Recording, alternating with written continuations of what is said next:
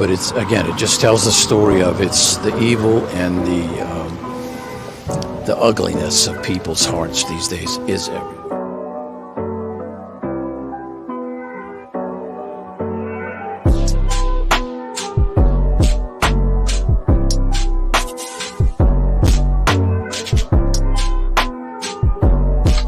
This is Frankie Rose's Think Tank. Here's your host, Frankie Rose. Hey guys, welcome back to the Think Tank. So we are on afternoon 3 of the Michelle Troconis trial. She is being charged with all sorts of things as far as the Jennifer Dulos case goes. I'll have to see if I can find a list of all of those charges. She is the girlfriend of Philos Dulos, and he unalived himself pretty much as soon as they got caught. They found him sitting in his garage with carbon monoxide issues. Just a happy little couple they were. And this is, of course, Jennifer Dulos. And they have not been able to find her. This is one of my favorite pictures of her. She's just absolutely stunning.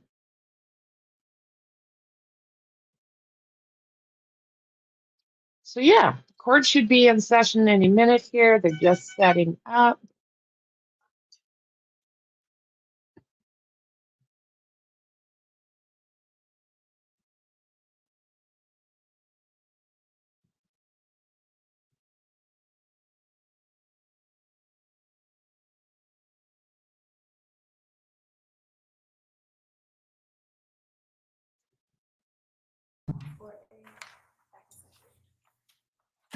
Please be seated. Thank you. Okay, here we go. You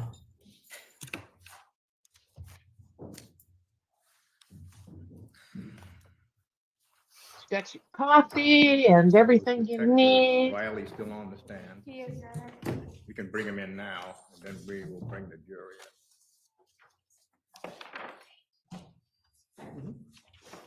This morning was rather dry. They were showing us around the garage and all of the different DNA that was there. They were showing us the trucks and the DNA that was found there. So yeah, I mean, when they're going drop by drop, it was a little bit dry, but all in all, I just think that they are showing us that something happened in that garage. And that, in their estimation, Michelle probably had something to do with this.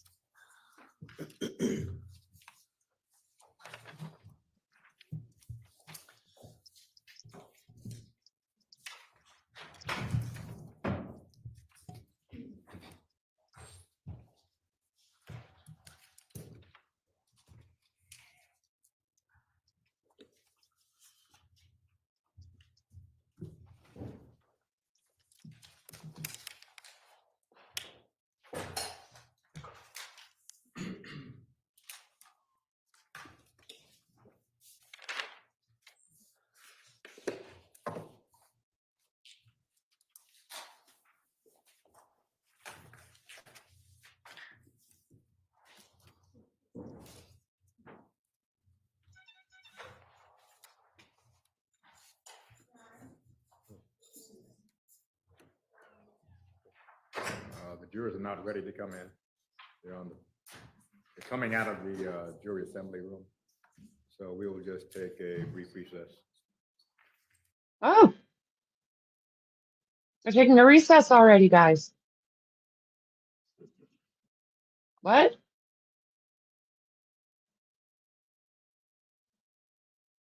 What?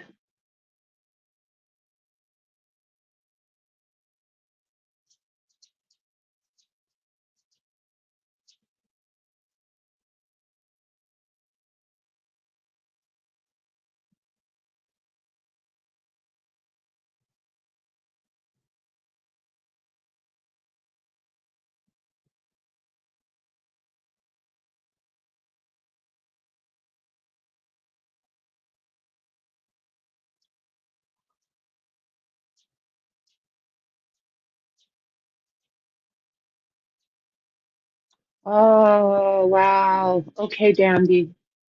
Thank you for that.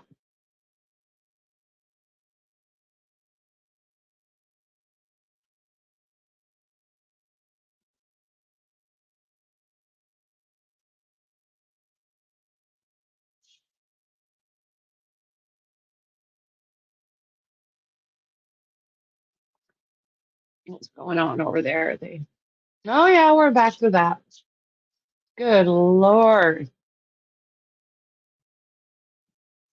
Well, we'll sit here and wait patiently for them to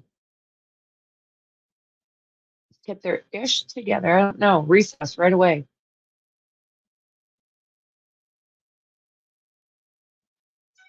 So it's sounding like I'll be doing this after a press release that was put out after Heerman's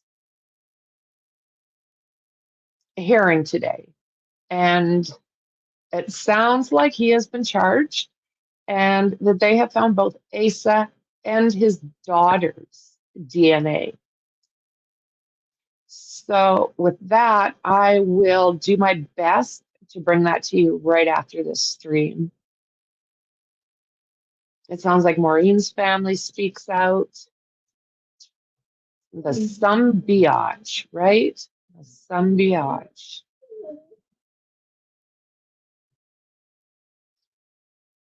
Day 3, and here we sit once again, waiting patiently for these guys to get their ish together. We're only 7 minutes into stream and they're already having a recess. What? I'll just take myself off camera for a minute while we're sitting here.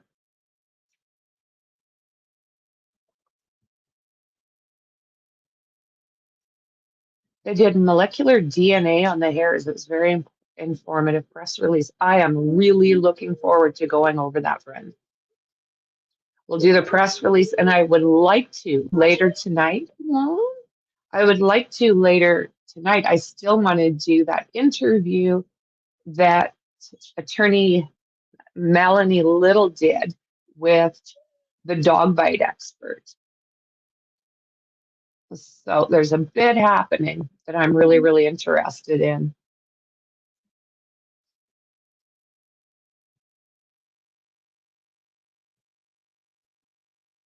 I'm trying to find as much as I can right now on that.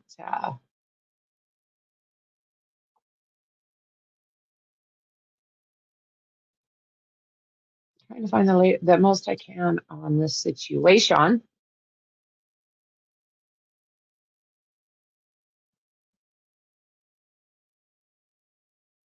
I wonder if this.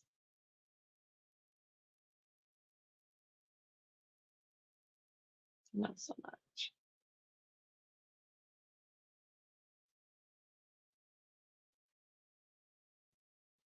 So if anybody happens to see that presser,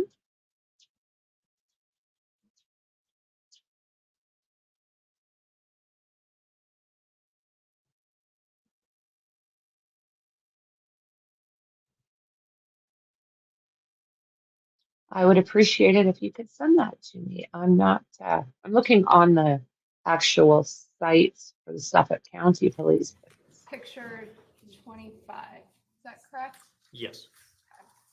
There we go, guys. Just briefly, with respect to this photograph, there is a arrow at the bottom right of the photograph. Do you see that? Yes. What is that arrow supposed to do? That arrow basically designates up, or it helps orient the print. And last photograph on that file, 14, picture 26. That is another latent print lifted from the. I'm still looking for something for Rex. With respect to I've got the one that you gave me. was this I'm just also trying to designated see if a I can number find and any number? direct. Yes, this was latent print number 13, State Police Exhibit 116. I don't have Instagram either. With respect to the Chevy Suburban, was there another day that it was examined or processed? Yes, in June. Okay. Okay, so in the June processing, what did that entail? That entailed examining the undercarriage of the vehicle. And was there a third time that that vehicle was processed? Yes, that was sometime in September, I believe. In a few months later? 2019. correct. 2019. Thank you. Where was the vehicle located when it was processed? It was located in the impound lot at Troconis Litchfield. And what was the purpose of that examination? That was to obtain more swabs from the interior of the vehicle, more swab samples. And were any swabs taken? Yes, So what were those swabbings? I seized swabs from the steering wheel, gear shift. Oh, wow. Seat adjustment controls, things like that. And do you recall what exhibit number those were? Not off the top of my head, ma'am. I may just have one moment.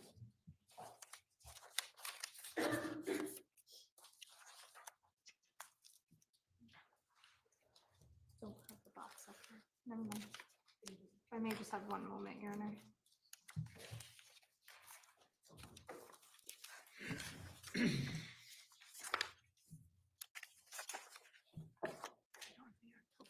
No, it's not.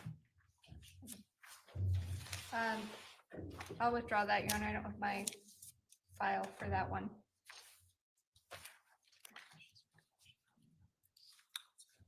May I just have a moment? Yes. Hmm.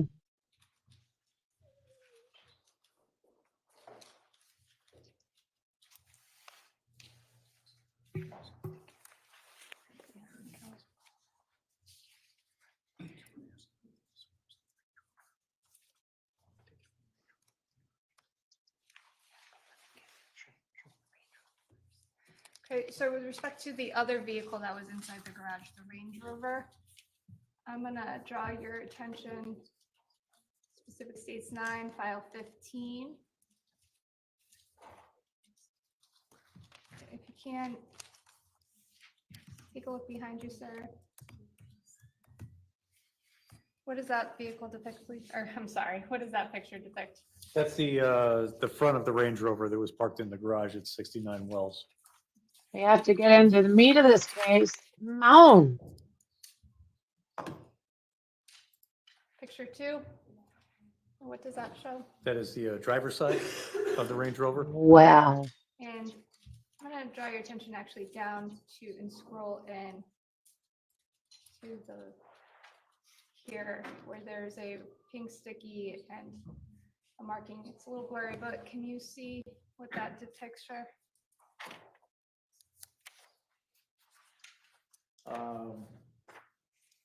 I can't see, ma'am, but it's marked up in a similar manner of a swab being taken.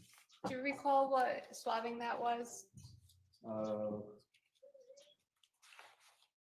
I take a closer look at the screen?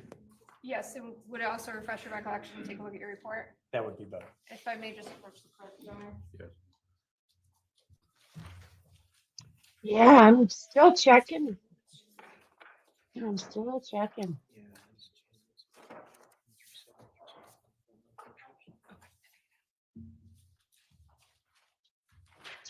11 for ID.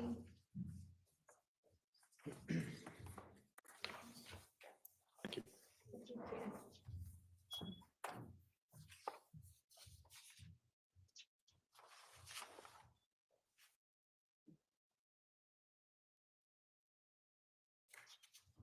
Oh, Jessie, singing to her cookies. Yeah, I'm hoping that we get to see some witnesses to all of this.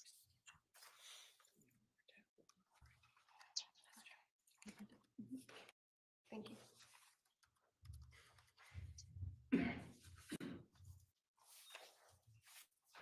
Did that refresh your recollection, sir? Yes. If you wouldn't mind, if you wouldn't mind getting up and pointing to the screen again, I apologize. And could you please identify, if you could, to your knowledge and recollection, what markings those are? Yes, that is Exhibit 61 is on the Okay. front door. Okay, we're hooked up, Dandy. And Hey, Shauna. 62 is on the rear door. I found it on their website. With We'll be good respect to go right those after this. exhibits, did you swab them? Yes, they were field tested, swabbed and collected in the same. Thank you manner very as much the for other the stains in update. garage. And was that 2 swabs? 2 swabs for the evidentiary. Shauna, Cam good to result? see you. Cam was positive.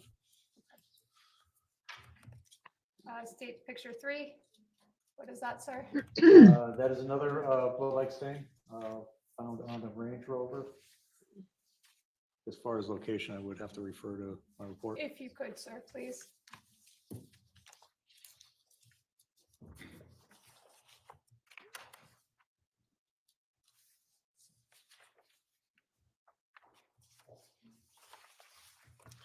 Oh, what did Do you I know the find? location of that photograph? What's After used in this, that I will photograph? do Yes, the that is press a blood-like stain conference from found Rex on the Hurman. left side of the hood. Was that swabbed? Yes, it was field tested, swabbed and collected. And the results of the field test? Field test was positive.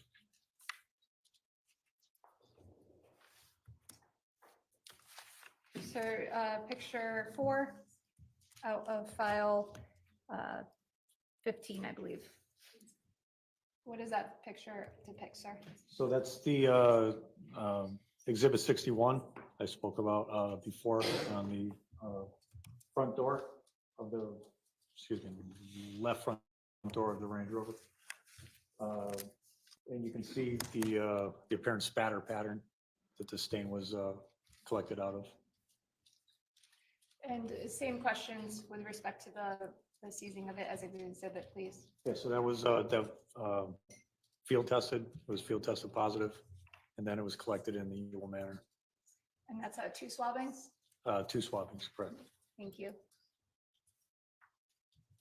Picture 5, That's a blood-like stain found on the left rear door of the Range Rover. And that was field tested, it was KM positive, and it was collected with 2 swabs, similar to all the others. hey, when you say rear door, which side of the vehicle? That was driver's side, left side. Picture 6, Picture 6 is the left front corner of the bumper of the Range Rover. State Police Exhibit 60 was a swabbing, or 2 swabbings collected from that stain that the arrow was pointing to. And Exhibit 69 is a sample of the blood-like stain that was found below it. Both items were field tested. They field tested positive, and both were collected in the usual manner, 2 swabs. picture 7, That is a photo of State Police Exhibit 63. The location of which escapes me, man. I if you can could refer to my refer to report. your exhibit report, please. Which for the record is states 11 Friday.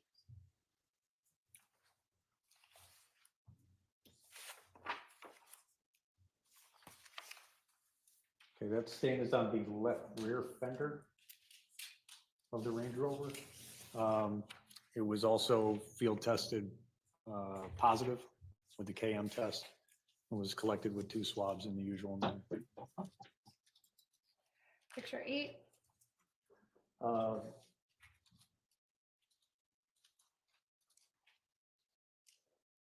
Okay, so 8 is a latent print taken from the Range Rover. Latent print number 9, Exhibit 93. If I could double check the location. if you could refer to your report, please.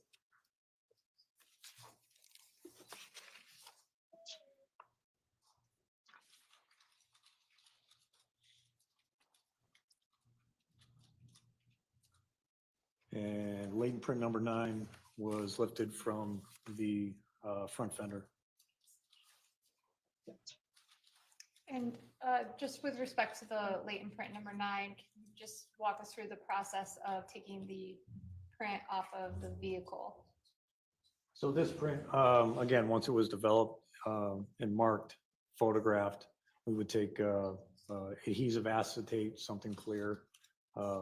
Probably in this case, I used a gelatin lifter. Again, it's a thin layer of gelatin on top of a rubber backing. It kind of molds better to the curves of the car. Picture 9. That is a photo of Exhibit 58, which was a sampling of the blood-like stains found on the grill. And if you could just head up to the screen, I have a few questions with this. Now, with respect to Exhibit 58, what did you designate 58 as? It was these blood-like stains here. And did you do any testing or anything on those stains? I field tested these with the KM test, which was a positive test. Okay. Actually, if you could, what about up here, one above, I'll start with the one above the V. I believe those scales were placed there to document the apparent spatter found up here, probably placed there by the photographers.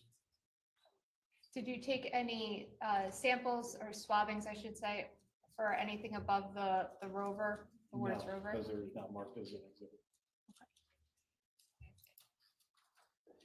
Picture 10. So with respect to the, right above the, I guess, the measurement marking or the label, the Exhibit 58, was that the area that was swabbed? Or that you're designated as Exhibit 58, or is it, my other question is it above the grill? Is it separated or? I've got that all set up, the guys. entire, any of the blood spatter, I'm sorry, can I refer to my exhibit report? if you can.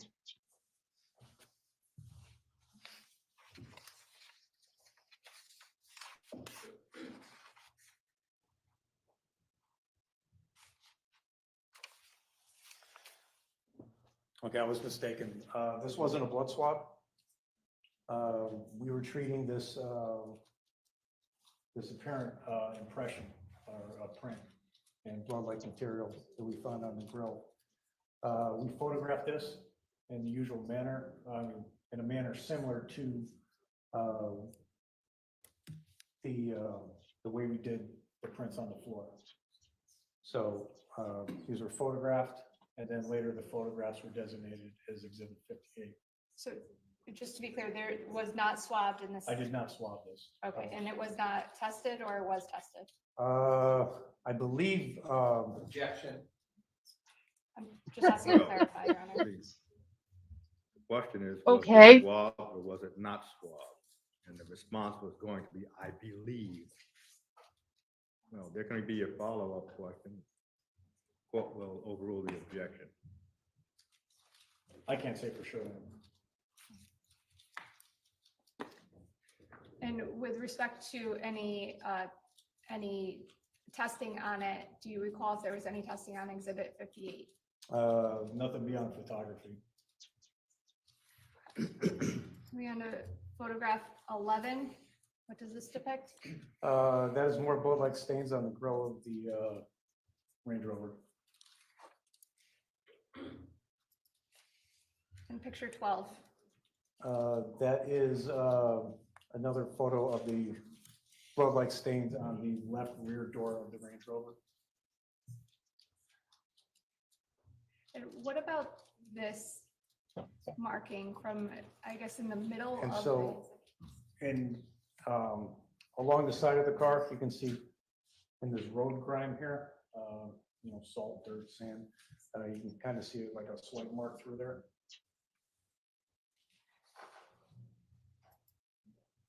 Picture 13. Photo of some blood-like stains on this is the left front wheel of the Range Rover. Now, with respect to the Range Rover, was there also a additional processing? Yes, we process this in our usual manner of processing a vehicle. And I'm going to show you what's marked. Before we proceed, Attorney Manning, it may be more advantageous for the record if there was a better description. of the Whoa, wheel, starting to blow out. tires, Right. rim. That's true. Thank you, Your Honor. Sir, if you could just describe what you see in the photograph, please. This is states 13. Sure. When I refer to the wheel, it's really the rim, not the rubber tire. So I'm looking at these, I'm referring to these blood-like stains inside the metal of the rim. And for the record, you're pointing to where on the photograph? Basically throughout in the approximate center of the photo. And picture 14, sir, do you recognize that? Yes. What is that? That's the Range Rover.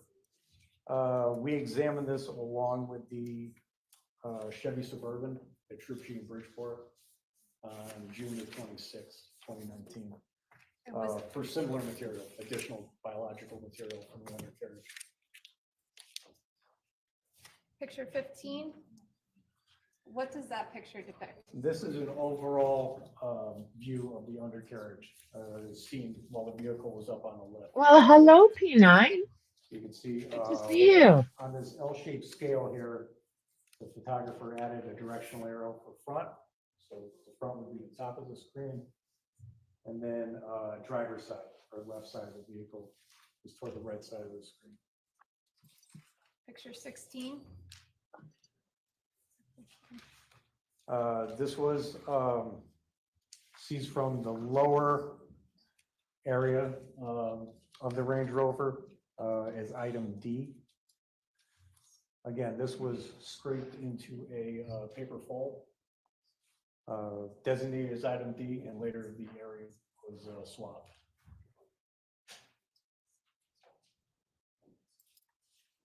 And item E. I'm sorry. Picture 17. With respect to item E on picture 17. I know. I can't Yes, wait this is it either. the I'm left pretty side stoked. of the Range Rover. Again, kind of around the rocker panel. So item E is designated by the arrow. This material was. I'm not going to look until I go on with you guys. The area was swabbed. And picture 18, please. The suspense. Again, just another. Well, photo hello, of, Twitter item friends. E. Welcome. Thank you, sir. You can sit down. I want to go back and ask you a few more questions about that October processing of the Chevy Suburban. Do you recall how many exhibits you took, if any, out of the car that day? Not off the top of my head now. If I can. Would it refresh your recollection? We go to your report. Yes. Yes.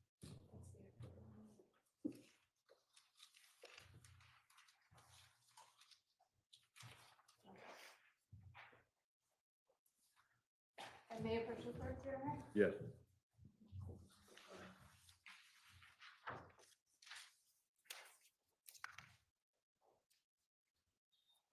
So I'm going to show you what's been marked as 13 for ID. Please take a minute and take a look at it. Please don't read it out loud.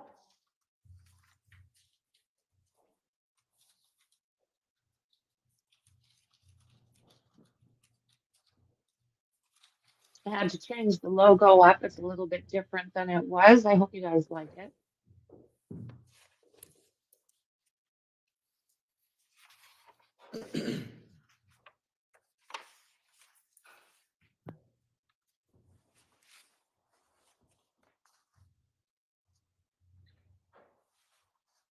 Okay, ma'am. Okay. Did that refresh your recollection, sir? Yes. Okay. With respect to that processing, how many swabs were taken out of the car that day?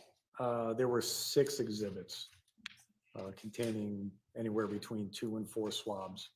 And what were some of the, for instance, do you recall exhibit 370? Yes. What was that swabbing of?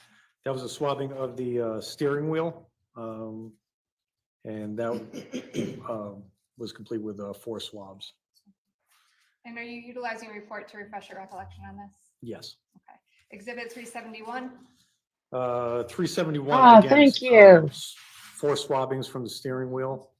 These were from the areas with visible blood stains. The item before that, 370, was taken from unstained areas or apparent unstained areas. Attorney Manning, the court heard that there was a 3rd processing in September 2019, and counsel made reference to a processing in October.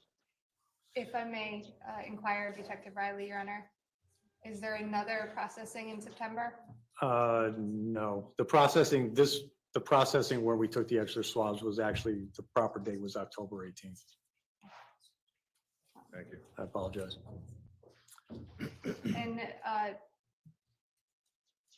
with respect to how about exhibit 372? 372 was 4 swabs taken from the interior side. Don't of be the making left front door. mistakes on the stand, buddy. That was on the door.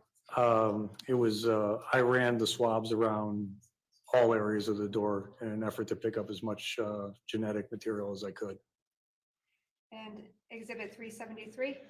That was taken from the left front seat adjustments. This was 2 swabs.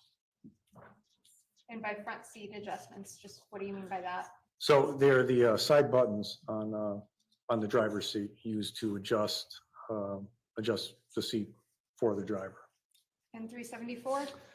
374 was swabs taken from the rear view mirror.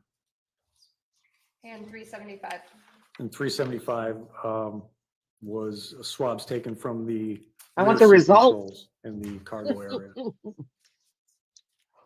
If I may have one moment, Your Honor. Yes. I have nothing further. Thank you. Cross-examination, Attorney Shaw. Here we go.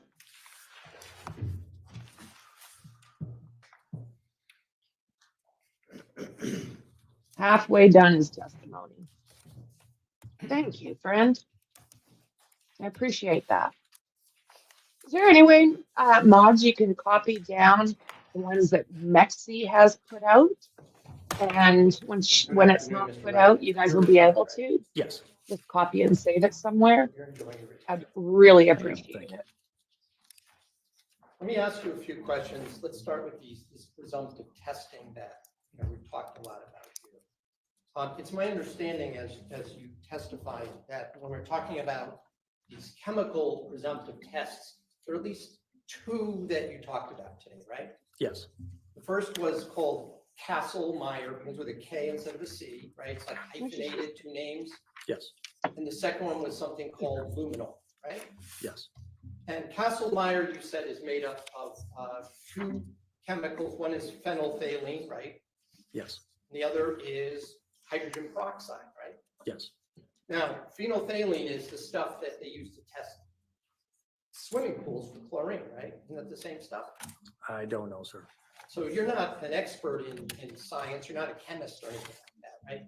No. So when you said you had some training in it, you were trained in how to administer it, right?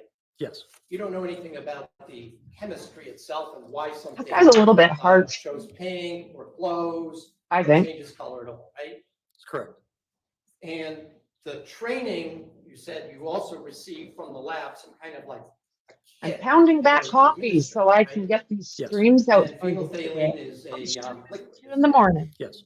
And so is hydrogen peroxide, correct? Yes. Now, hydrogen peroxide, that's the same chemical that you use maybe if you have an infection, maybe to disinfect, right?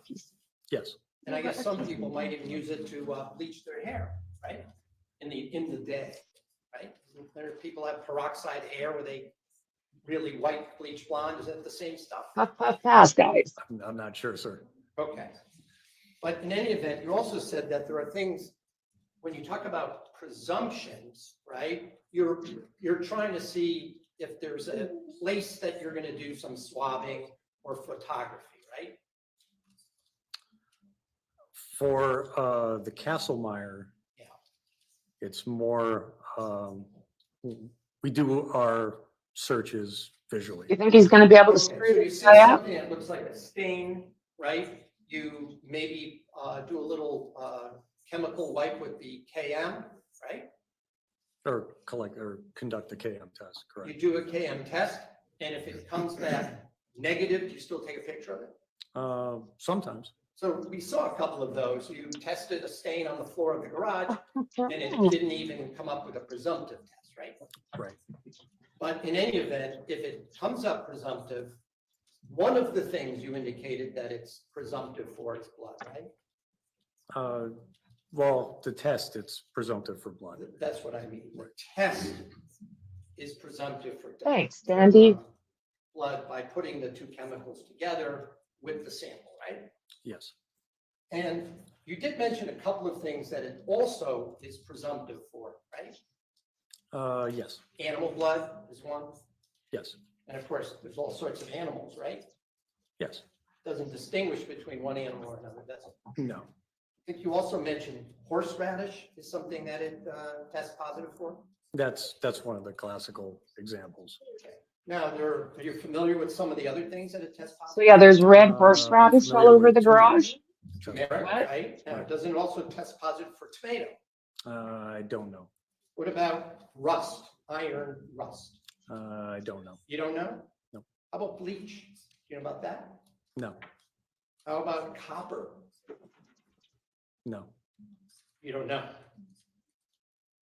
Is that what you're saying? Whether it'll show a presumptive positive for, What's he trying to say? That they're throwing tomatoes and like iodine? sauerkraut around the place? Like, I don't I understand. don't think so, sir. How about malt? Oh, Dandy, nice. Beer or a Thank you. milkshake? That I don't know either. Aren't there, in fact, 16 different food groups that test Trust positive? me, using today I need coffee. I don't know, sir. We'd have to have somebody who's like a scientist that knows this to really answer those questions, right? Yes. But if we're talking about a presumptive test, if you wanted to be This presumptive guy, about I the tell you presence of what. horseradish, this would be the test to use, right? I would need to presume something was horseradish, sir. Well, the presumptive test is not. That red saying horseradish, not whether sauerkraut, it's that organic, red right? horseradish that was in the garage, you know, that stuff. Yeah, I'm not sure I'm following your question, sir. I mean, it does react in a positive manner with horseradish. So I'm saying if I wanted to presume that a stain on my kitchen cabinet is horseradish, I might use this test, right? If you really wanted to. Exactly. And so let's say Yes, a my friend. spilled hamburger, piece of hamburger juice, that would test positive, right? I don't know. I've never tried it on hamburger, sir. Well, hamburger is basically animal meat, right? Yeah, but I've never tried it on hamburgers. Fair enough. But it would also test positive for, I don't know, a cat, a little blood from a cat, right? Oh, yes, animals? Absolutely. Mice, right? There's a garage, right? If you had an injured mouse, yes. This guy. But you would also agree, would you not, that you would need a confirmatory test done by a lab to see whether the presumption or assumption turned out to be correct, right? Yes. And you know that in your, never mind this case, but in your experience, some of the things that you show a positive presumptive test turn out not to be blood at all, correct? So why does it matter? Because I've it never gets had that experience. tested.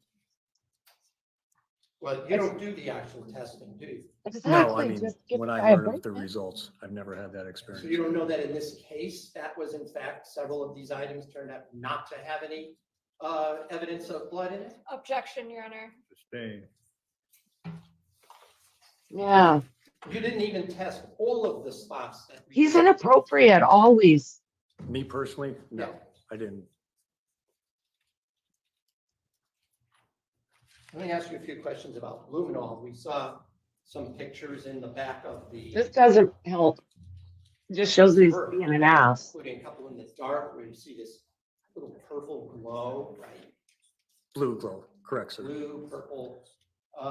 Those were kind of like, those photographs were taken with a time-lapse photography, right? Yes. So they appeared brighter than they might with the naked eye, right? I can't say for sure, sir. And you use that in order just to choose where you might take another spot, right? Yes. You rock, Now, you Sandy. said that luminol tests for the presence of iron, right? Yes. So you know that a car is made out of steel, or most of them are, right? Yes. We will be doing Steel a is an iron live alloy, is it not? It is. of So it would press stand to conference reason that in a with motor Rex vehicle, Sherman there after might be this. some exposed metal places that might test positive using luminol, right? Don't forget to subscribe, like, and share.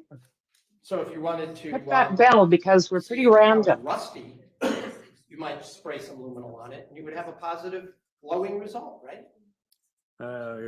It would even glow on the non-rusted parts. Right, but it would glow on the non-rusted parts because you're in a car, right? Yes.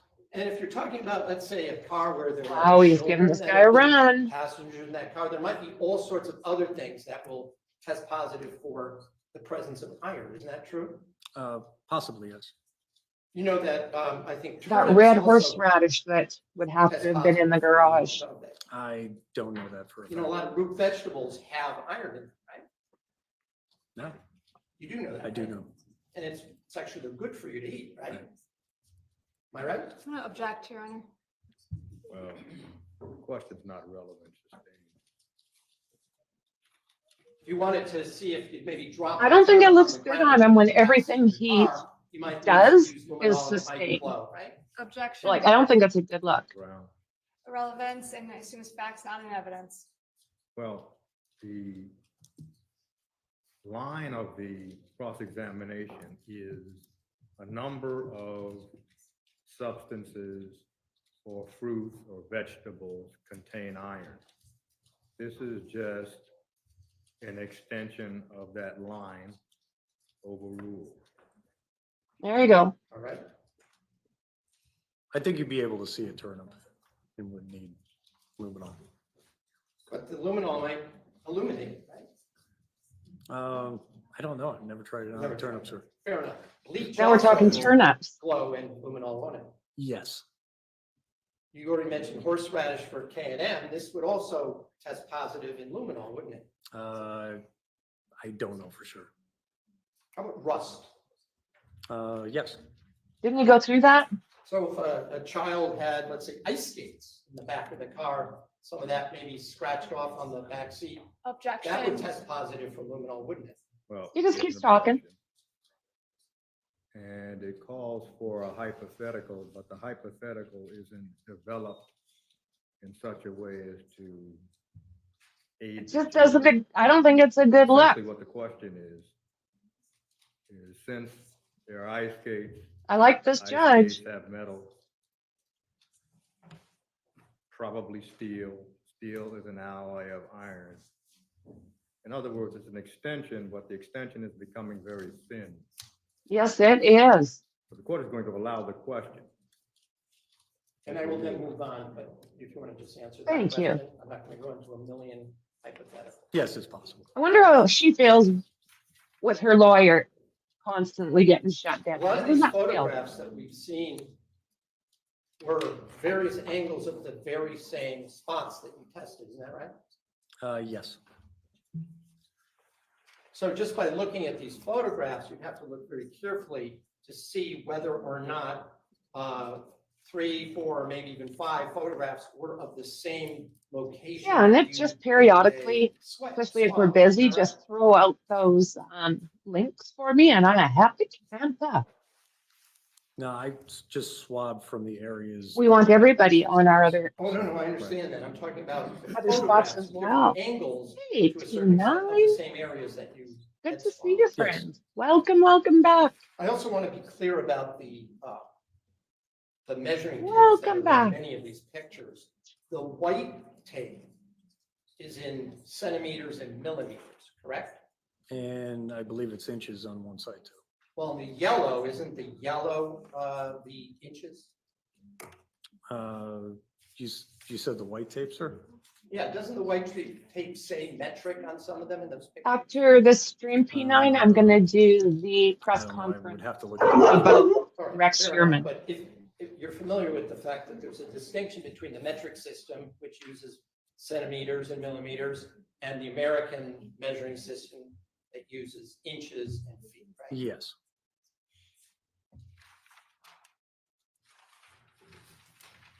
I want to ask you a few questions about the paper towels in the kitchen. And the first thing I want to do is call up one of the pictures that was on the exhibit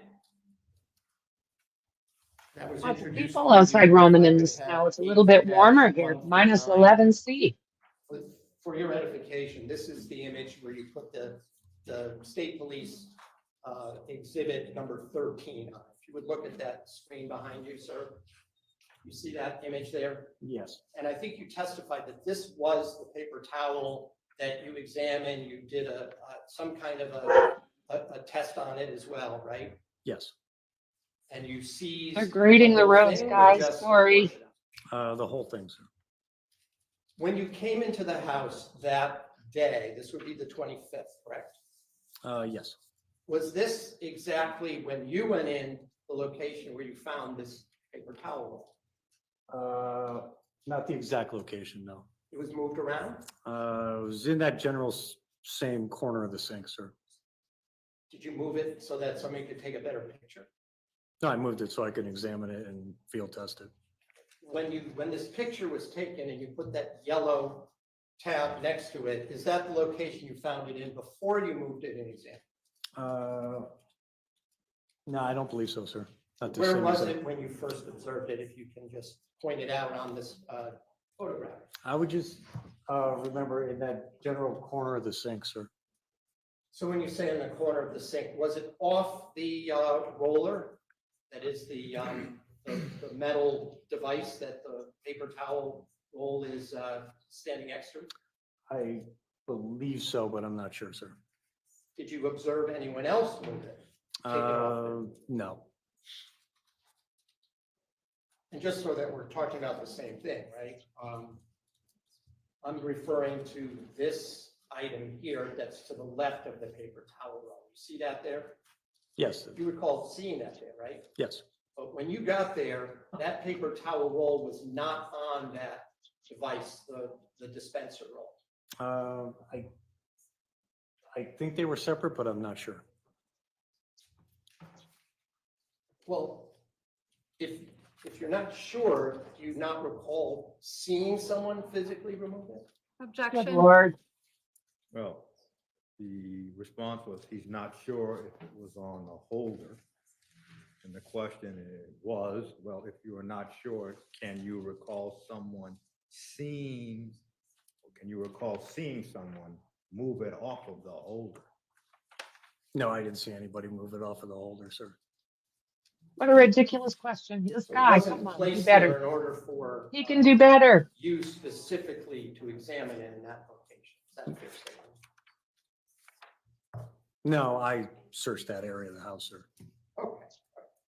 So I'm going to ask you now, I had a couple of screenshots taken from, I think it's Exhibit 7. We had Detective Clabby had a video. I took a couple of screenshots from it, and I'm just going to show you if I can. Excuse me, may I have a moment with council? Yes. Yeah. What time is this?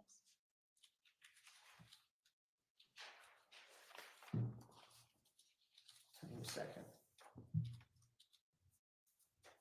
What do you guys think of him? Everything he's saying is being objected to, and for the most part, he's being shut down with his questioning. Do you think that looks good in front of the jury? I'm going to have this marked if I may.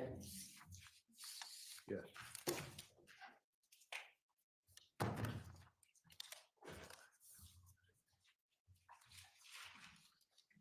Why do guys cheat down? That's what I want to know.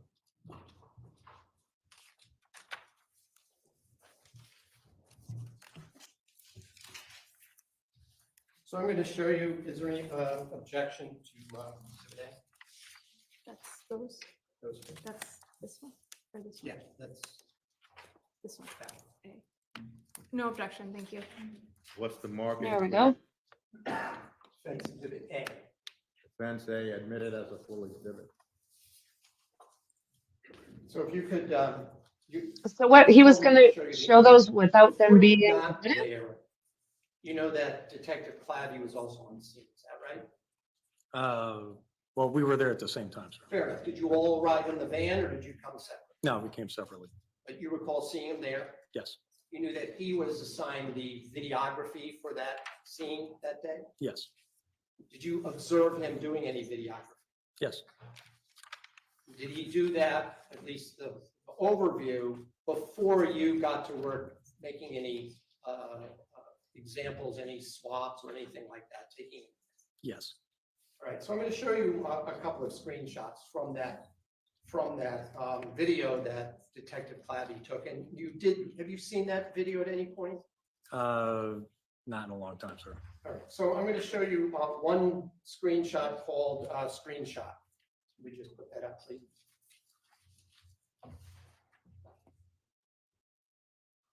Now, Screenshot looking called at screenshot. the video screenshot that I've just put up here, you see that the paper towel is on the dispenser in that image, correct? Correct. So my question to you, was that how it was when you observed it, or was it already off the roll when you examined it? Objection. Asked and answered, Your Honor. He indicated he doesn't remember. The response has been he does not remember. All right, does that help? All right. Does looking at this image help you refresh your recollection as to whether or not it was on the dispenser when you arrived? Objection, Your Honor. Grounds. Again, he's been asked and answered. It's now a full exhibit. Well, I'll withdraw the question. I'll withdraw the question. I'm going to show you another screenshot in a moment. I don't think I'd want this guy as my lawyer. And she's got the This is big from bucks. the pantry. Do you Right, recall Jane. looking in the pantry at the in that kitchen? Our Between the kitchen and the favorite Scottish In, man-child. between the mudroom and the dining room, sir? Yes. Yes. All right, so if you would just put up that image, this is also from the same exhibit. Do you recall that this was the view of that pantry when you looked at it? Yes, that's consistent. Did you with take any swabs or collect any evidence from what's shown in that image? I did not.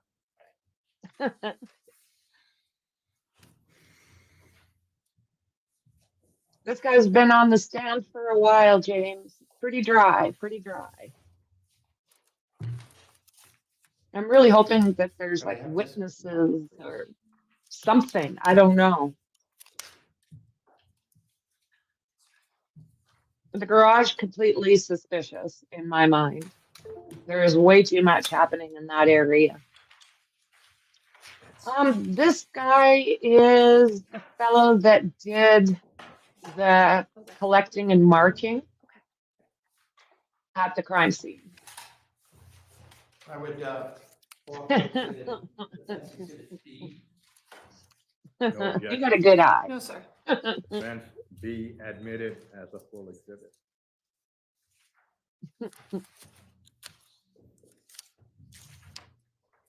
Like a crime scene tech, I guess.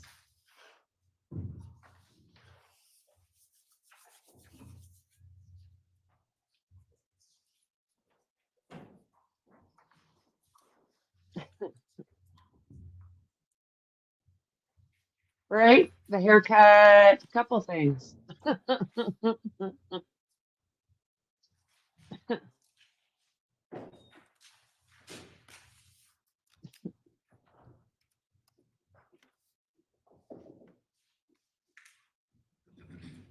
I'm not too fussy on her lawyer again. They keep objecting, and for the most part, they're shutting them down. by the officer who arrived at New Canaan Police, from the New Canaan Police Department on the evening of May 24th. Yeah, fitted suit. 2019. All right, so we can have that.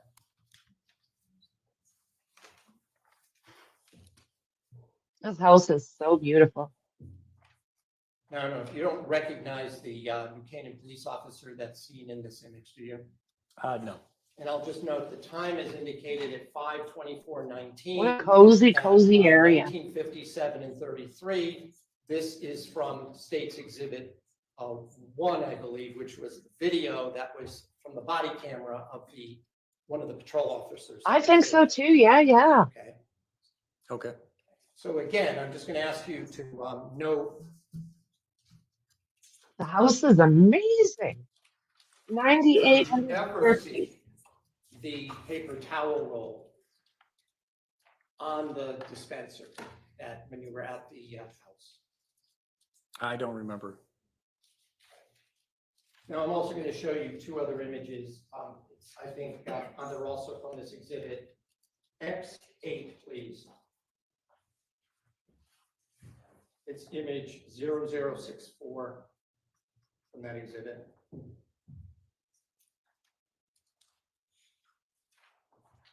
Do you recall seeing any of the items that are indicated here Is during there a your pantry label?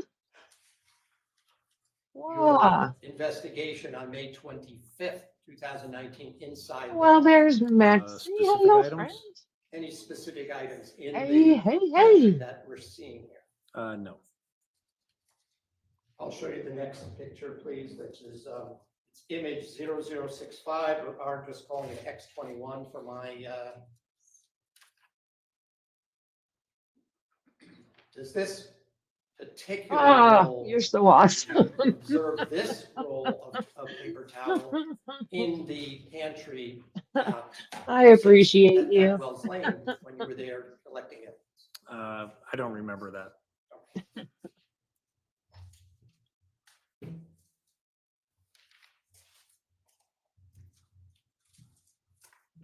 Knockout. That's them, not me.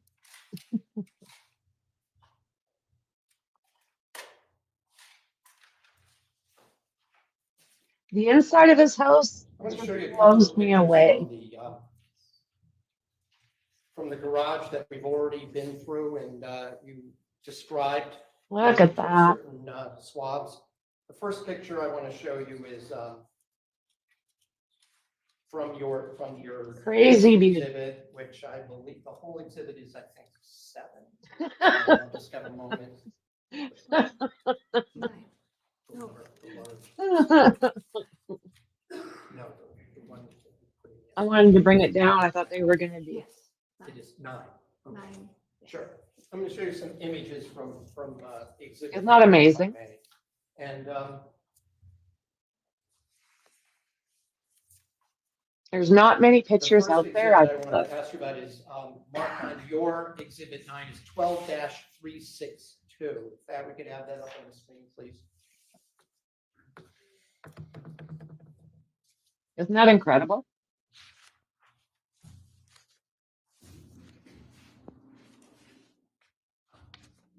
You recall this is the exhibit that you Oh, marked as A16. Crazy money. Somebody marked as A16, correct?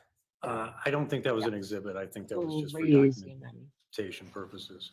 All right, so let me also get that clarification. If there's a yellow placard, then it was seized as some kind of an exhibit for your purposes of your investigation. Is that correct? Or it was marked on a similar label with EX.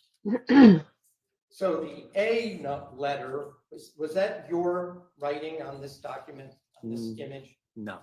This would be something that whichever detective was placing these markers down would have noted. Is that right? Yes. And I asked you this when we were first putting some of these pictures up. If we look at this image here, when you saw this particular marker, did you note the marking on They're the not stick showing. itself?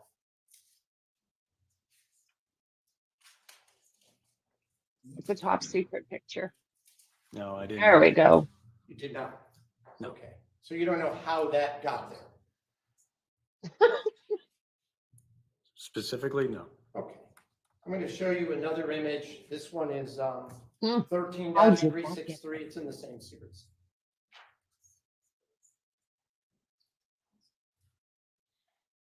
Yeah, And, this is 9,800 also one square of the feet. images that you testified to yesterday, correct? Yes. I think I'm gonna it's, ask you yeah, Specifically about I think it's on lots. the middle of this document here. Was that present when you were Too examining? big for me, that but it's sure particular, beautiful. Spot on the ground. I don't remember it. You don't recall seeing that? No. And you also testified, if I'm not mistaken, that there was also a fair amount of, you called it vegetative matter, seeds or leaves and whatnot on this garage floor, correct? Yes. And did you gather any of those? No. Show you one more in this series. This would be 14-157.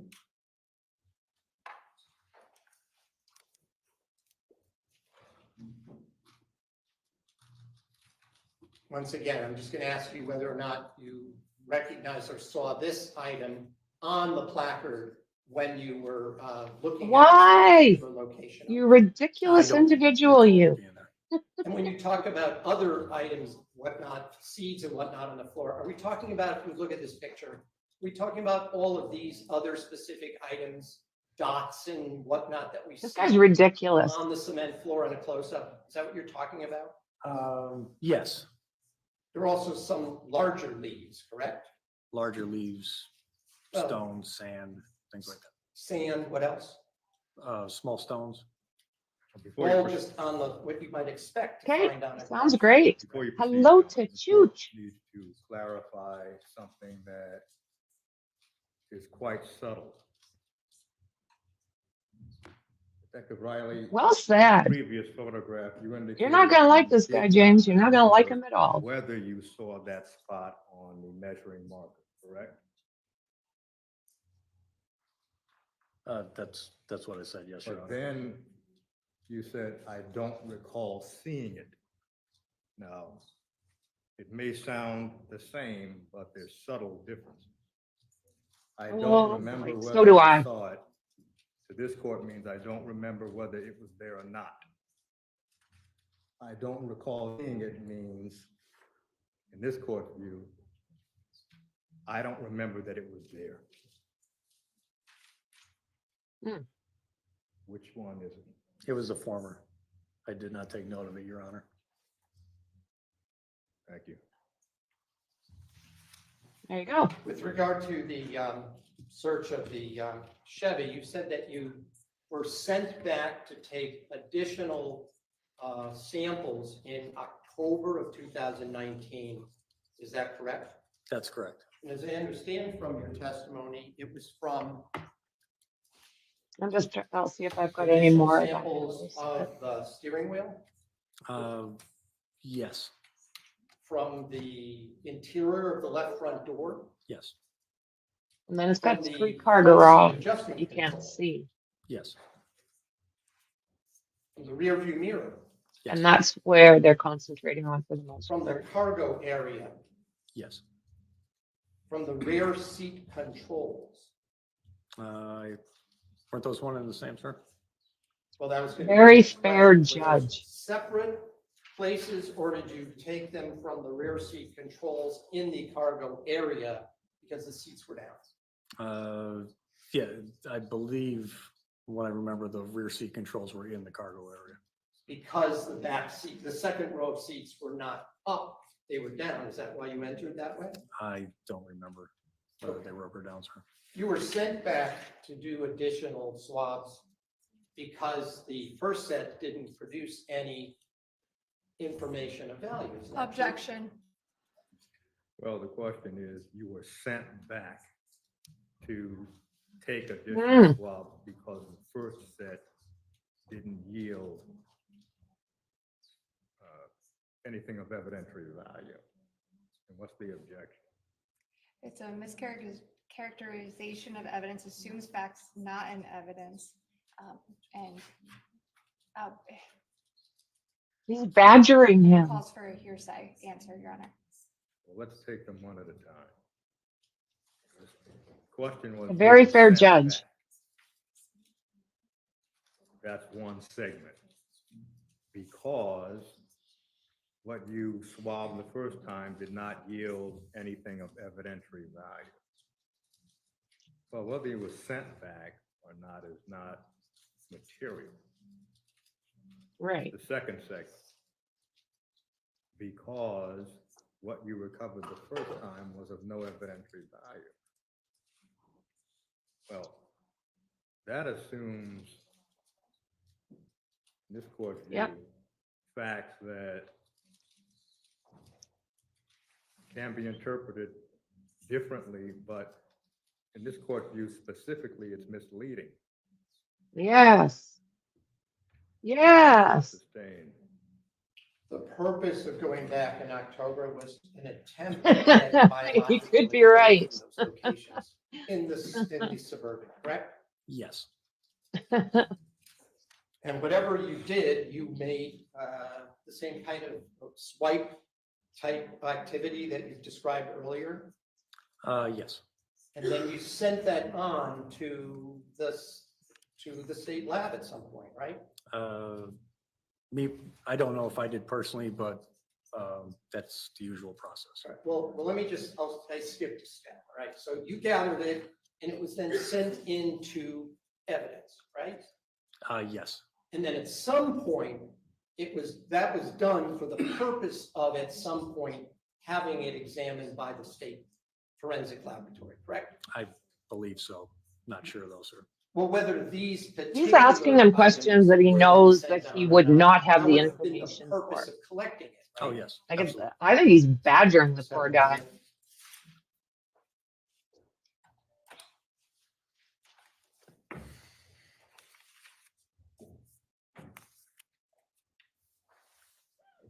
I have no further questions. Yeah. Is there Oh, redirect? there you go. Just a couple of questions, if I can. Detective Riley, do you recall Attorney Shohorn asking you about the other items that a presumptive test could test positive for? Do you recall that line of questioning? Yes. Okay. How I think could some we of the forget? things he questioned were about radishes. Do you remember that? Yes. Okay. In the garage floor, did you find any evidence of radishes anywhere? No. Okay. What about cheeseburgers anywhere on the floor? No cheeseburgers. What about on the undercarriage of the Chevy Suburban? Did you It find is, any James. cheeseburgers or radishes there? No, ma'am. Okay. What about the undercarriage of the Land Rover? Any cheeseburgers or radishes there? No. What about turmeric? Any bottles of turmeric or turmeric sources on the floor of the garage? No, ma'am. The Land Rover? No. The Chevy Suburban? No. All right. With respect to the cargo area of the Chevy Suburban. Yeah, I can agree did with you that. find any evidence of car seats? Any evidence that children were sitting in the trunk area? In the back? No, ma'am. Good for her. With She's respect good to that job. cargo area, did you see a lot of exposed steel in the rust areas? No. I With think he respect is. I haven't been able to pop Actually, in there that's all I yet, have. Thank you. James. Just a couple of questions. In any of those areas, starting at the garage, do you find evidence of rust stains? Not that I remember, sir. Do you notice it whether or not under the undercarriage of the vehicle, there was some rust? Yes. No further questions. Nothing further, thank you. Detective Riley, you may step down. Thank you, Your Honor. Yeah, I bet he's glad to get out of there. 3:10. You have another witness for this afternoon. do you We not? do, Your Honor. Judge, we do Well- have to take up a couple of matters Correct. in advance. So what the court is going to do is allow the jury to take the afternoon recess now. Well, how long do you anticipate your argument on the matter that we have to take up? I think probably 15 minutes, Your Honor. So we'll allow the recess now. It may be that the recess, ladies and gentlemen, will be a little more extended than usual. we hope you're not disappointed. We'll stand in our afternoon recess. All right.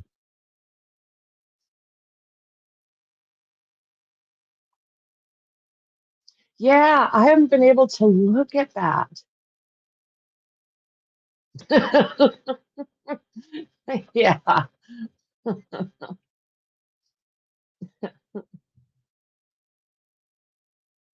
When this stream is over, I will be streaming the press conference on Rex Heuermann and the fourth set of charges that he's been charged with, actually.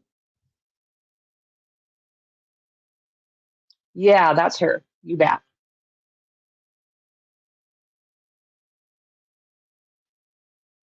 This is Michelle Troconis.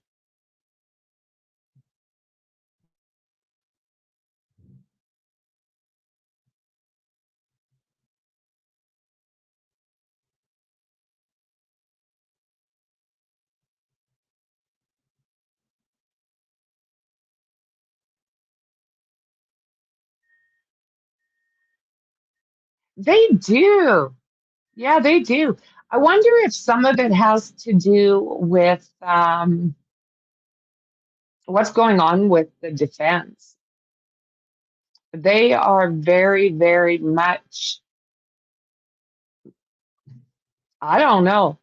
What do you guys think? Like I was asking earlier, do you guys think it is a good look when they're constantly being overruled? I, I just don't think it's a good look just to get a little bit of evidence in.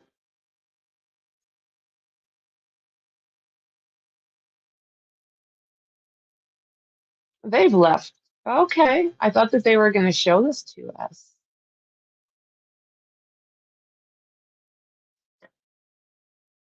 So this is Phyllis, which is her husband, which is Jennifer Dulos's husband. And I don't even believe this is his truck. I think it's a borrowed or rented one. But he's driving around dropping off different bags at different locations. I don't know what he's doing. And then we've got Michelle there hanging out the side passenger door. I don't know what the hell she's doing, but she's with him while he's making these trips. Like, not a good look. So, and they must have had something because they did pick her up. And Phyllis took the chicken shite way out.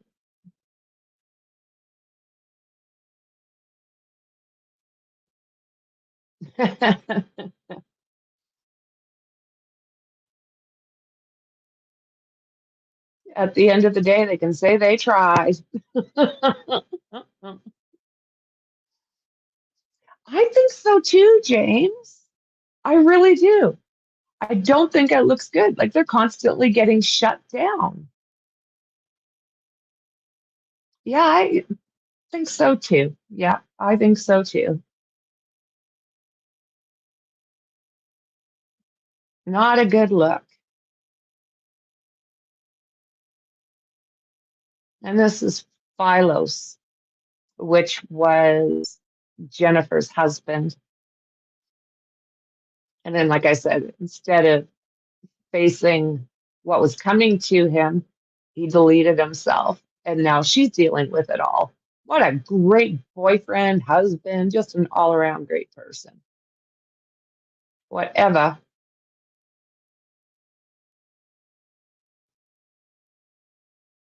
And this here is Jennifer Dulos, absolutely beautiful, mother of 5. Now these kids they have no parents. They're both gone.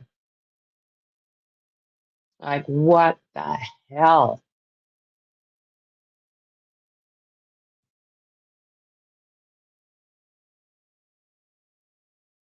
Just a beautiful, beautiful lady. And all because of what?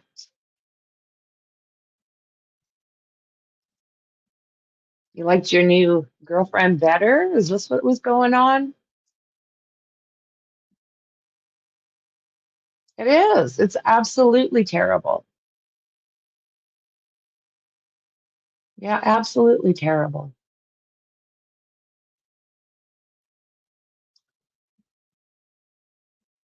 I can't remember if I've said this since you popped in, James, that they had a press conference today and Rex Heuermann has been charged in a fourth of the, all, so now all Gil go for that. All four of those girls that were found together, he has now been charged for. So there was a press conference and I'll be streaming that after we're done with court here today. There, and again, there is so much going on, guys, today. So we had Rex Heuermann that was in court. We had Alex Murdoch that was back in court. We have the Treehouse case, and Adam Montgomery was in court. So, yeah. And again, I want to thank Melanie Little. I'll have everything set up in the description. So, Attorney Melanie Little, she does have a channel, and it is in the description. She has allowed me to use her content. She did a stream and she had a dog, literally a dog bite specialist. I don't know if he's still a cop, but his job is to train dogs to become police dogs. That's his job. And he has seen many, many, many bite marks. So she did a really good stream with him explaining what bite marks look like versus possibly getting backed over. So I am really, really hoping that that will be what I do after Rex. So it's a really busy streaming day, and I am more than happy to do it. But that's what we have today. It's a busy day. It's a busy, busy day. Oh, as far as Rex Heuermann, yeah, hopefully more to come. Yeah, in my mind, he didn't stop there. There is no way in God's green earth that he just decided to do these 4 girls and none of the other ones. The interesting fact about this is on the burlap, I do believe it was on the burlap. This time, they have Ace's DNA and they have the daughter's DNA, which to me means canine officer to bite. Yes, he trains canine officers to bite. Thank you. So lots going on. So this is Melanie Little's YouTube channel. And no, you will not be supported. Oh, I know, James, right? So he was either bringing them home. Yes. Yes. Hello, Douglas. Good to see you, friend. Good to see you.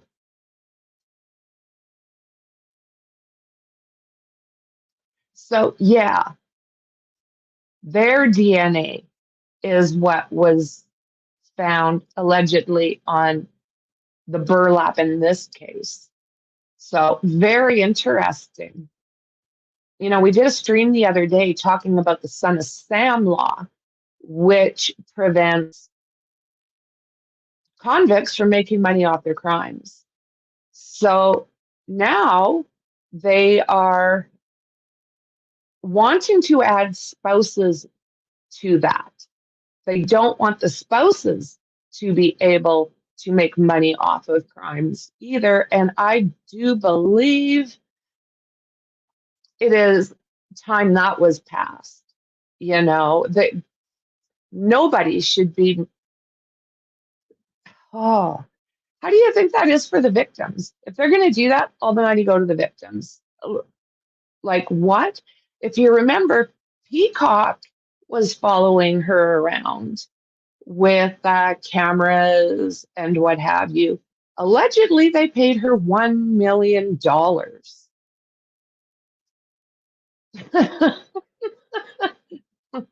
So do I, but I hear they're mean.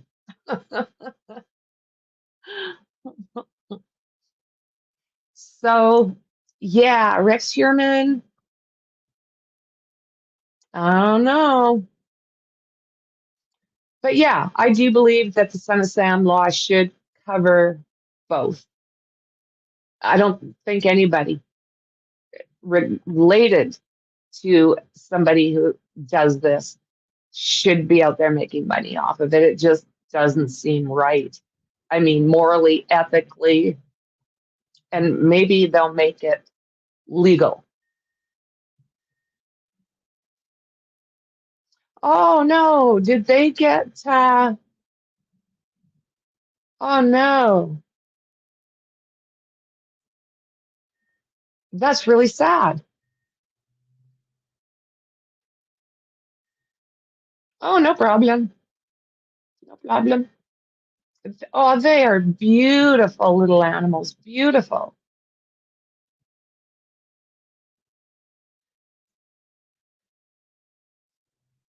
Yeah, those brush fires. Damn.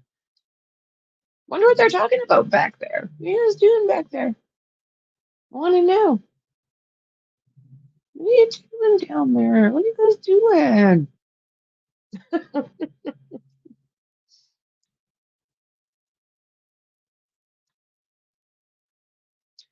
I couldn't watch. I can't watch it. The animals. Oh my God. Yeah, I mean, it's so sad.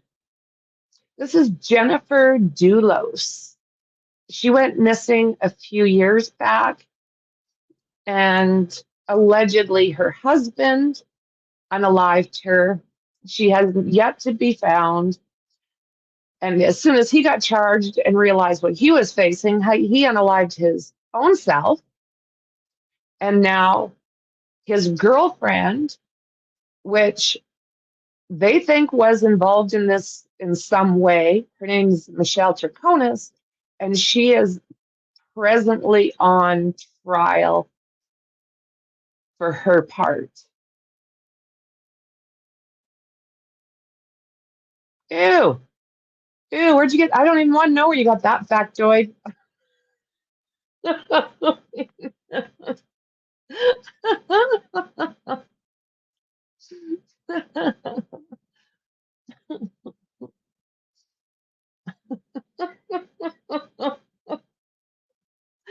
Oh my God, James.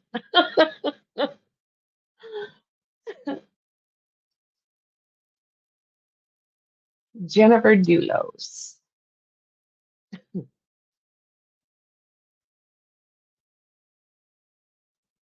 And this is the girlfriend that's on trial right now, Michelle Troconis.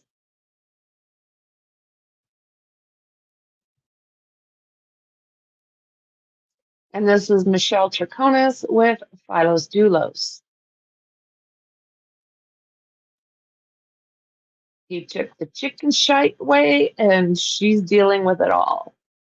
Hey, shouldn't be doing crap like that, should you now?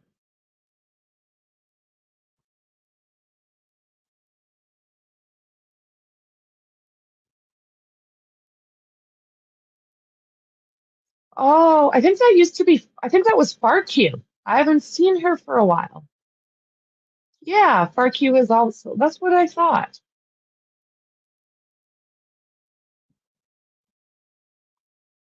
Yeah, Farq. I remember that. I remember now what happened there. All good, guys. Oh, I'm the same. I'm the same.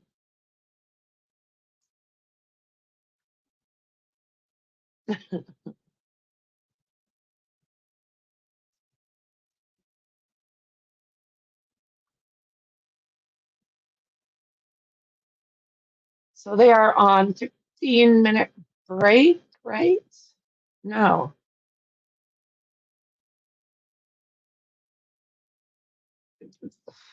This case. Look at the house at night. That's Philo's there. Honorable Superior Court is now open back in session. Dr. Liana. Please be seated, thank you. Here we go. Yes. I was getting them kind of confused. Bruja from Puerto Rico. Yes, yes. Yeah, this is a pretty good judge. I like him.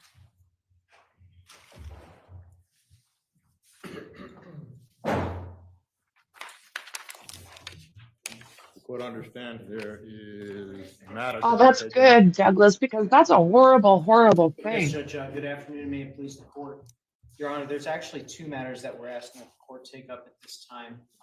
You'll recall. I love it, Dandy. on I just Friday, love the it. state inquired about the court hearing. They're in a sanctuary, good. We're hearing with respect to STR Mix, which is a deconvolution software that the Epitaph. state laboratory uses when interpreting. They've got a DNA sanctuary. results. That's good. We How the filed a hell written did they get objection sick? on Friday, which Oh, I I mean, emailed to the court. Never mind. And I we're can asking figure that that out. be heard now, or at least at some point today, because we were intending on introducing DNA evidence as early as tomorrow, depending on scheduling, of course. And then there's a motion that deals specifically with the next witness, which was filed by the defense last week, which was specifically to exclude any and all evidence of so-called marital discord between Mr. Fotis Doulos and Miss Jennifer Doulos, along with hearsay. So that is going to be coming up during the next witness. And so I certainly didn't want to run through the stop sign of the motion in limine. Thank you. So it might be a little more interesting than watching paint dry. We have to call it what the code calls it, prior bad act. Prior bad acts. Got that time. If I could just have a moment, Your Honor. Poor koalas. Damn.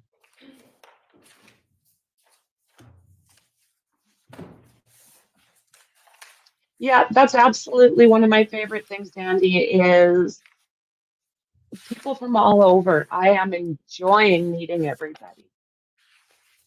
I apologize, Your Honor. I'm just looking for, I had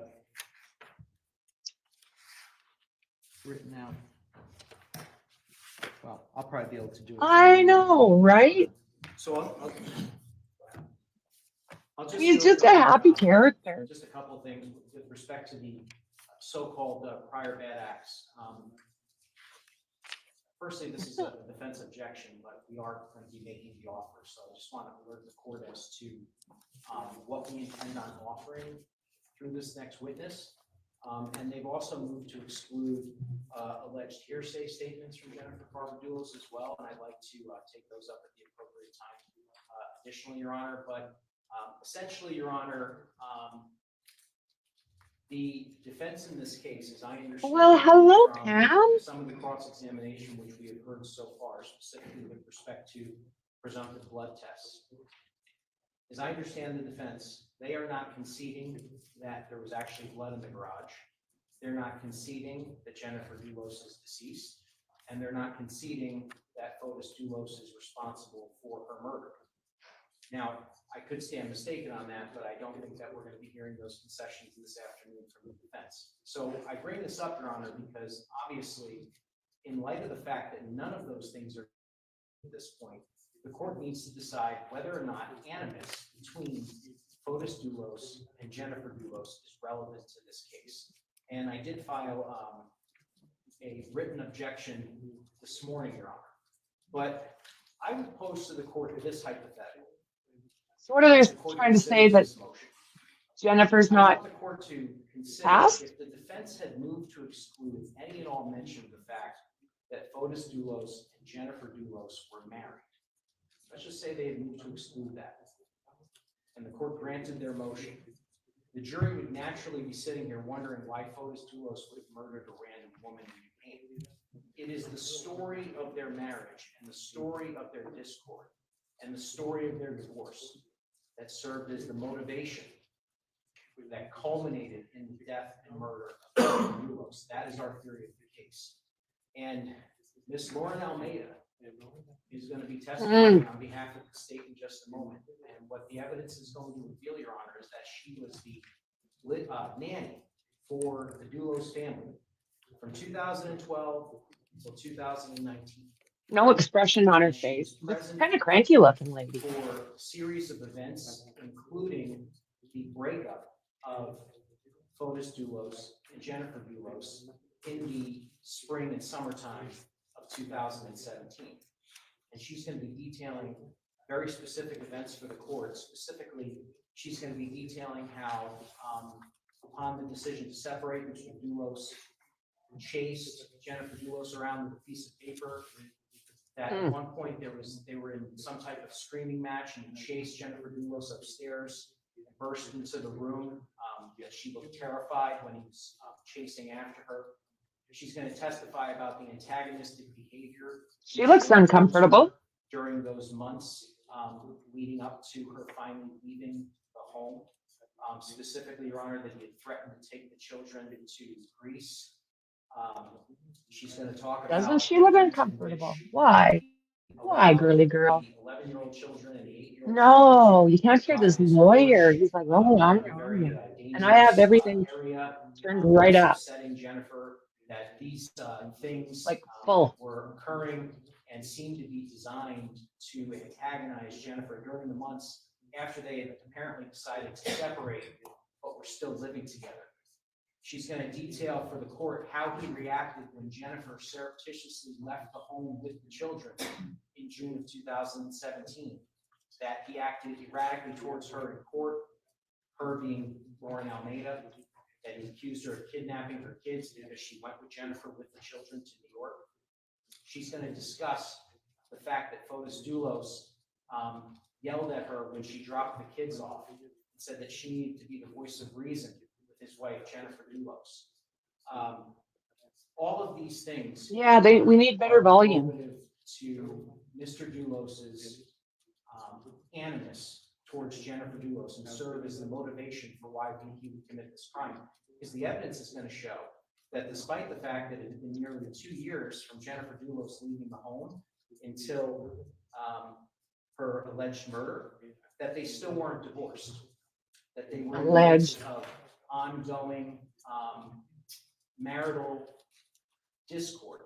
And the defendant, Your Honor, actually spoke about that marital Doesn't discord she? during her interviews with the police. Doesn't look like fun and happy camper. Exact phrase, but I believe it was 2 years of hell or 2 years of torture when she was speaking about Mr. Doulos's divorce proceedings with his then wife, Jennifer Doulos.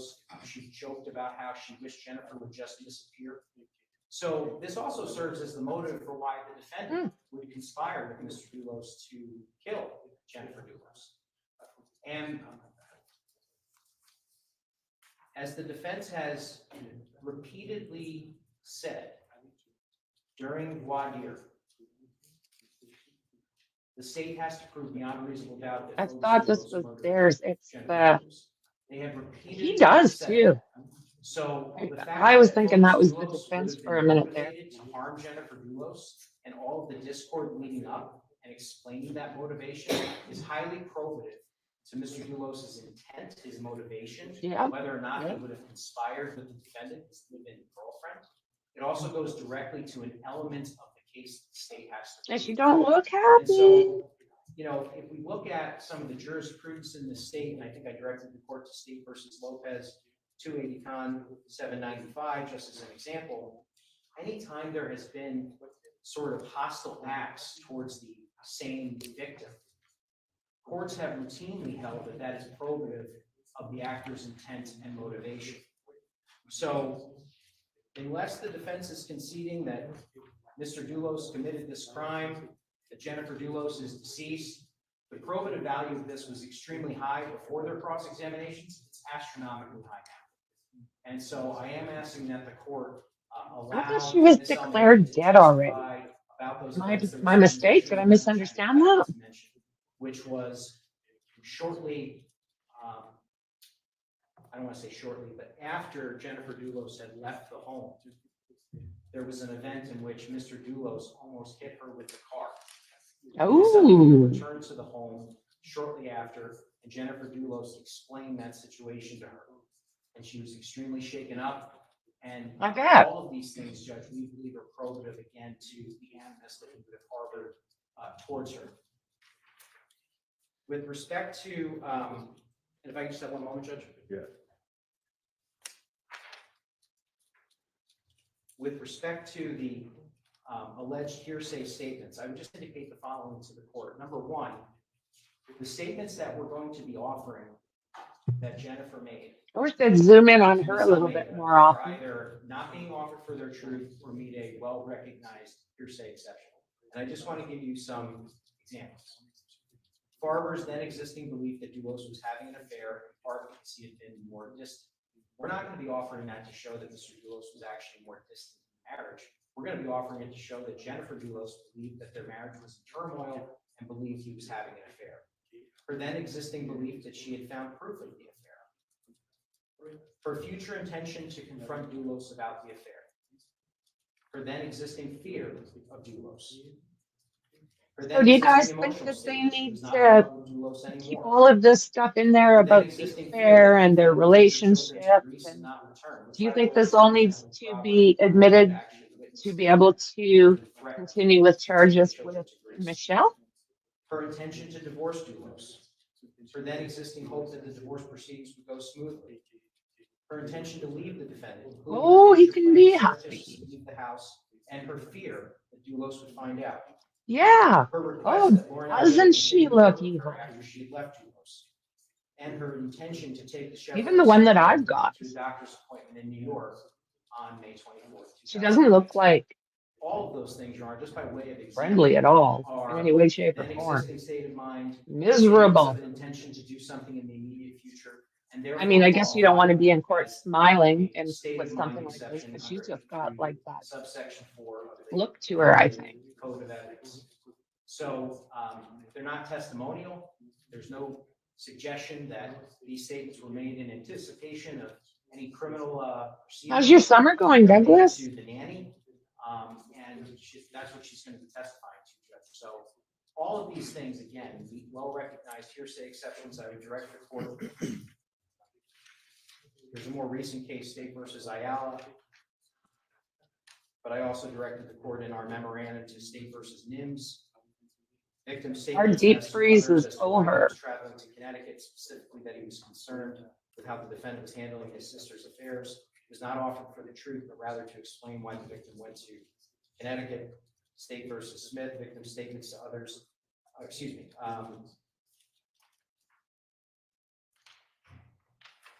This could take a while. With Come respect to on. the statements about the event with the car. Bring on the witnesses. And I would just indicate that State versus Smith, which is 275 Con at 217, quote. There is that to it. Jurisprudence that where a marital or romantic relationship existed between a homicide victim and the She defendant. sure doesn't look like a happy camper. Fear of the defendant suggests a deterioration of that relationship, which is relevant to the issues of motive and intent. Now, what Ooh. I'm gathering from the defense, even though they're apparently not conceding what Mr. You guys hear my neck Lewis crack? was Mike's right there. is that there's somehow spillover prejudice to the defendant. But again, this is highly probative evidence as to why Mr. Lewis would commit this crime. We're going to flush out later on in the trial why it was also probative to why the defendant conspired with Mr. Dulos. So we're asking that the court allow this evidence. We think it's very probative. Thank you. There we go. Yes. Everything he said. I guess we have to separate the fact, two issues here. The first is that it sounds to me that if FORBES Dulos was on trial for this, the state would be seeking to offer this kind of evidence, and most of it would be explicitly prohibited against Mr. Dulos because of its prejudicial effect, and it's remoteness. Oh, This court, early on, before we started evidence, I attempted to get certain documents from the divorce file, because it sounds to me that the state wants to litigate a dissolution action that never reached its conclusion.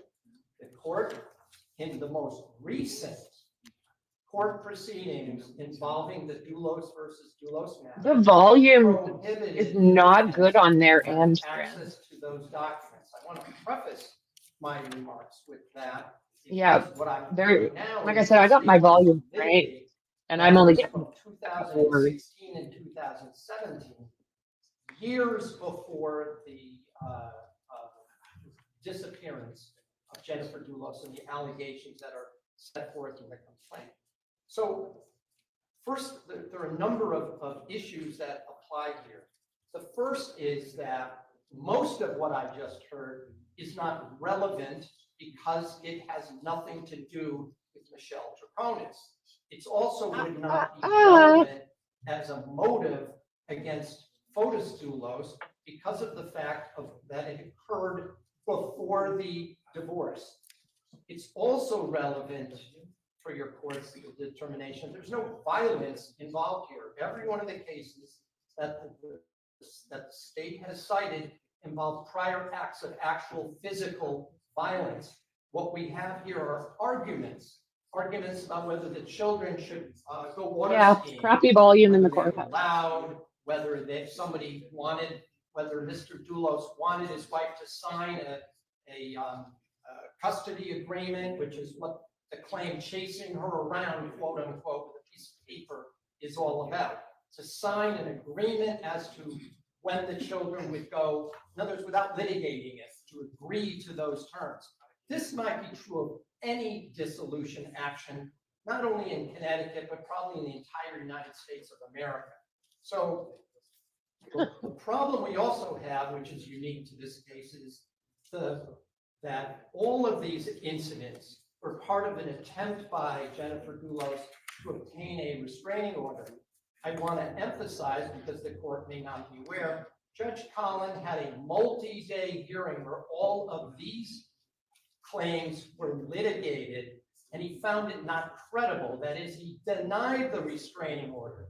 So we have, at the level of a preponderance of the evidence, a coordinate judge of this court finding that the evidence did not meet the minimum requirements for a restraining order, and he denied Jennifer Doulos' motion for a restraining order. Again, it is testimonial in another coordinate proceeding. It was done for purposes of litigation. These allegations were made during the course of that. It was denied in that court. So how is the court here going to allow the same evidence in here without bringing in the actual findings, rulings by the judge in the divorce case? And then, of course, Can you guys hear a little bit better now? 2016 and 2017. I seem to have The boosted fact up the volume. that there was that kind of discord is not the kind of violence that would permit the court to allow that to be presented, especially in a case of this nature. The police were not involved at that point. There's no contemporaneous documentation. Again, this was something that was prepared in affidavits for purposes Yeah, I think of the courthouse fixed Ms. it Almeida on their testified end. in support of That's the good. Happy. motion for restraining order. I think it's important also to realize that to the extent that there has to be reference to the fact that there was an ongoing dissolution matter, perhaps it's also relevant that Ms. Almeida was part of the plan by Ms. Doulos to simply disappear from the house and leave without notice and to ignore the police inquiry, which is what happened back then. If the court looks at some of the cases, for example, State versus Espinal is a good example of that, where we talk about whether or not claims and He was pretty chillax. I have to separate this out because on the one hand, you've got a couple of incidents Miss Almeida witnessed arguments between Fotis Dulos and his wife. There was no physical touching whatsoever. It was following and yelling. That was the nature of it. Then we have a hearsay statement that Jennifer told the babysitter that Fotis drove into the driveway recklessly, apparently telling her question. that allowing the children to drive You guys know? his cars, to drive the Porsche. These were issues that she found to be unreasonable. It may have been part of the reason that she wanted to leave. Is it a microphone And of some yes, sort? there may be evidence that she, quote, found out that Mr. Dulos was having an affair. But again, that is a far cry from suggesting it is relevant to a claimed motive. Yeah, me too. 2.5 years later, at least over 2 years later, to do away with his wife, particularly, Your Honor, and this is why Your Honor's past ruling plays a role here. Everyone who was involved that was involved with Mr. Dulos, his lawyers, the guardian ad litem, other people that were aware of it, knew that the report by the So I think they're trying to keep anything that Silas might have done out. I think that's my understanding. had recommended that Mr. Dulos was the better parent, that he was a better, more caring parent than Jennifer, and that therefore he was recommending joint equal custody, noting that Jennifer Dulos was opposed to. Yeah, I don't know. I can't figure Jennifer it out. Dulos was refusing to turn over her psychiatric record so he could evaluate more in more detail whether or not she needed some additional counseling and whatnot to help facilitate the transition to joint custody. I submit, Your Honor, that opening up that can of worms is going to permit all of that, including the evidence that Dr. Herman testified, which is why I was trying to get those transcripts, which the court denied my right to have them, even though I submit under Davis versus Alaska, now would be relevant to the issue of right to cross-examine anyone who's going to be testifying. Oh, there you go, hearsay mister. about the Trying to throw the judge under the bus now. Why is that also important, as Your Honor may recall? If any hearsay is allowed in, under our rules, it allows the opposing party to bring in any other hearsay as if the speaker was actually on the stand. And all of that would suddenly become relevant. It could actually Yes, he would delay mix this it. trial by having a week. I can't of figure it testimony out. about who was the better Like, I really, it's who like, was, what? quote, winning, unquote, in the divorce proceeding. What? Which I assume that's not what we're here for. In State versus, a couple of cases I just want to bring to Your Honor's attention. In State versus That's a bizarre Esquivel, looking- for example, there was some evidence about the marriage being discord, but in that case, That's there where was it's- actual violence, and it was relevant because it showed the current state of fear of the spouse when she disappeared. This is something, again, that goes back years, and there is no evidence, none of recent discord. In fact, Your Honor will hear of this trial that there was a party 2 days before at the New Canaan house. I don't know if Your Honor is even aware that this occurred, but there was a party at the house where Mr. Dulos was present, the children were there, the independent evaluator was present as well. And there was a sharing of food between Jennifer and her still husband at that time. So that's going to come in no matter what, that comes in. But to suggest that the babysitter should be allowed to say, well, they were arguing, they were screaming, whether or not he at one point while they were still married threatened to take the children to Greece. That has nothing to do with what's going on at the time, where an evaluator within 3 to 4 weeks of the disappearance had concluded in an 80-page report, which I'll note I have, that says that Mr. Dulos would be the better parent for these children, but he was recommending equal sharing of custody in this case. There's also the case, Your Honor, State versus Oh Reynolds, my where word. even though the court allowed in a narrow amount of evidence regarding the claim of seeking a restraining order that never was filed. It was only application of itself.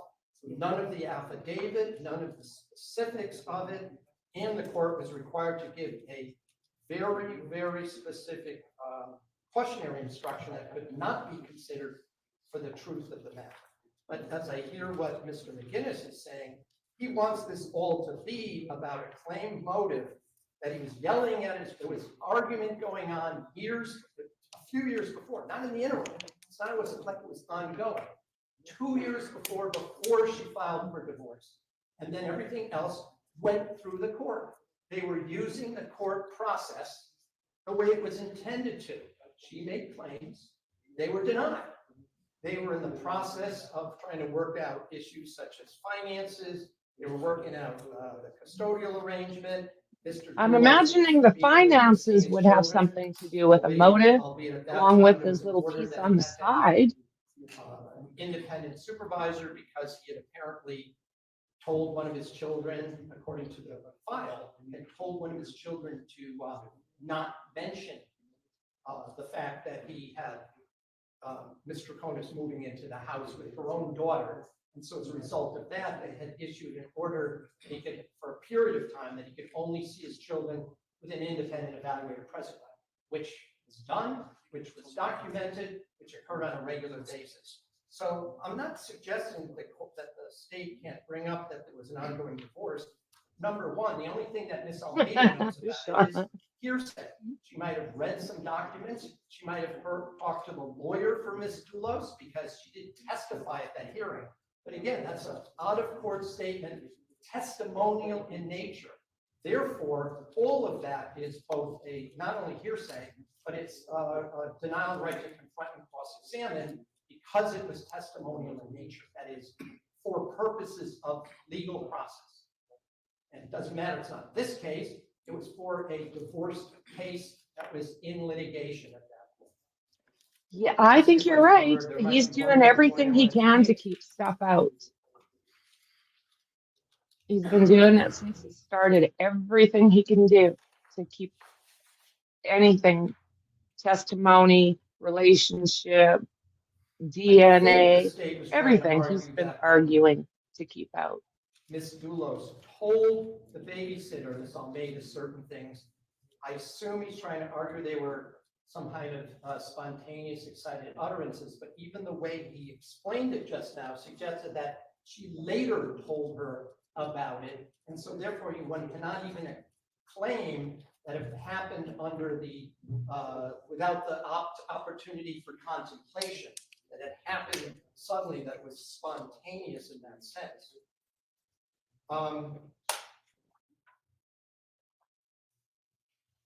And I note that the Reynolds case, Oh, was 2 close up, months, Miss 2 Happy. months after the prior incident, so it was still considered relevant. This is years later, and it did not involve any violence. Finally, and I should Why did you mention look this, away with that there look? was a suggestion in one of the documents, I think by Ms. I don't know. Damn. That Jennifer told her that Mr. Doulos at one point had purchased a firearm. Now, when the restraining order was filed, it was turned into the Farmington police, and it was never, to anyone's knowledge, ever recovered. It was never returned to Mr. Doulos at any time.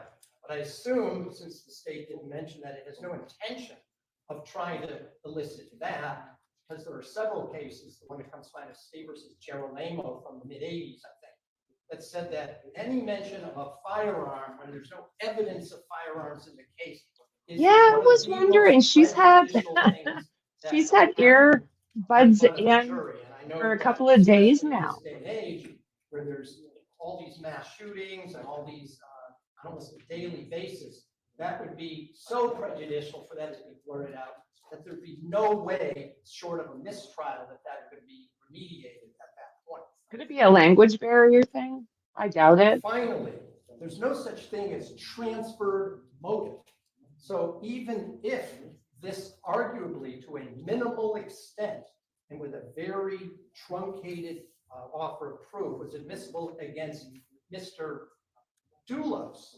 There's transferred intent is if I throw a rock and I'm trying to hit victim A and it misses and hits victim B, there's a transferred intent in the actor to the second. Thanks, Shauna. I It's not appreciate that. reciprocal, however. It doesn't go to another person who's standing to the side. It's just not relevant. And it certainly can't be used. Yeah, I was wondering about that too. The allegation of a conspiracy or anything of that nature, and therefore there's no way to attribute that knowledge and those specific incidents to Ms. Troconis under any circumstances anyway. The fact that the divorce kept going is one thing. The fact that she said in her statement to the police that it was like, I think the term is 2 years of hell, doesn't mean that the specific acts of misconduct, of alleged acts against Mr. Doulos then can be applied to Mr. Troconis.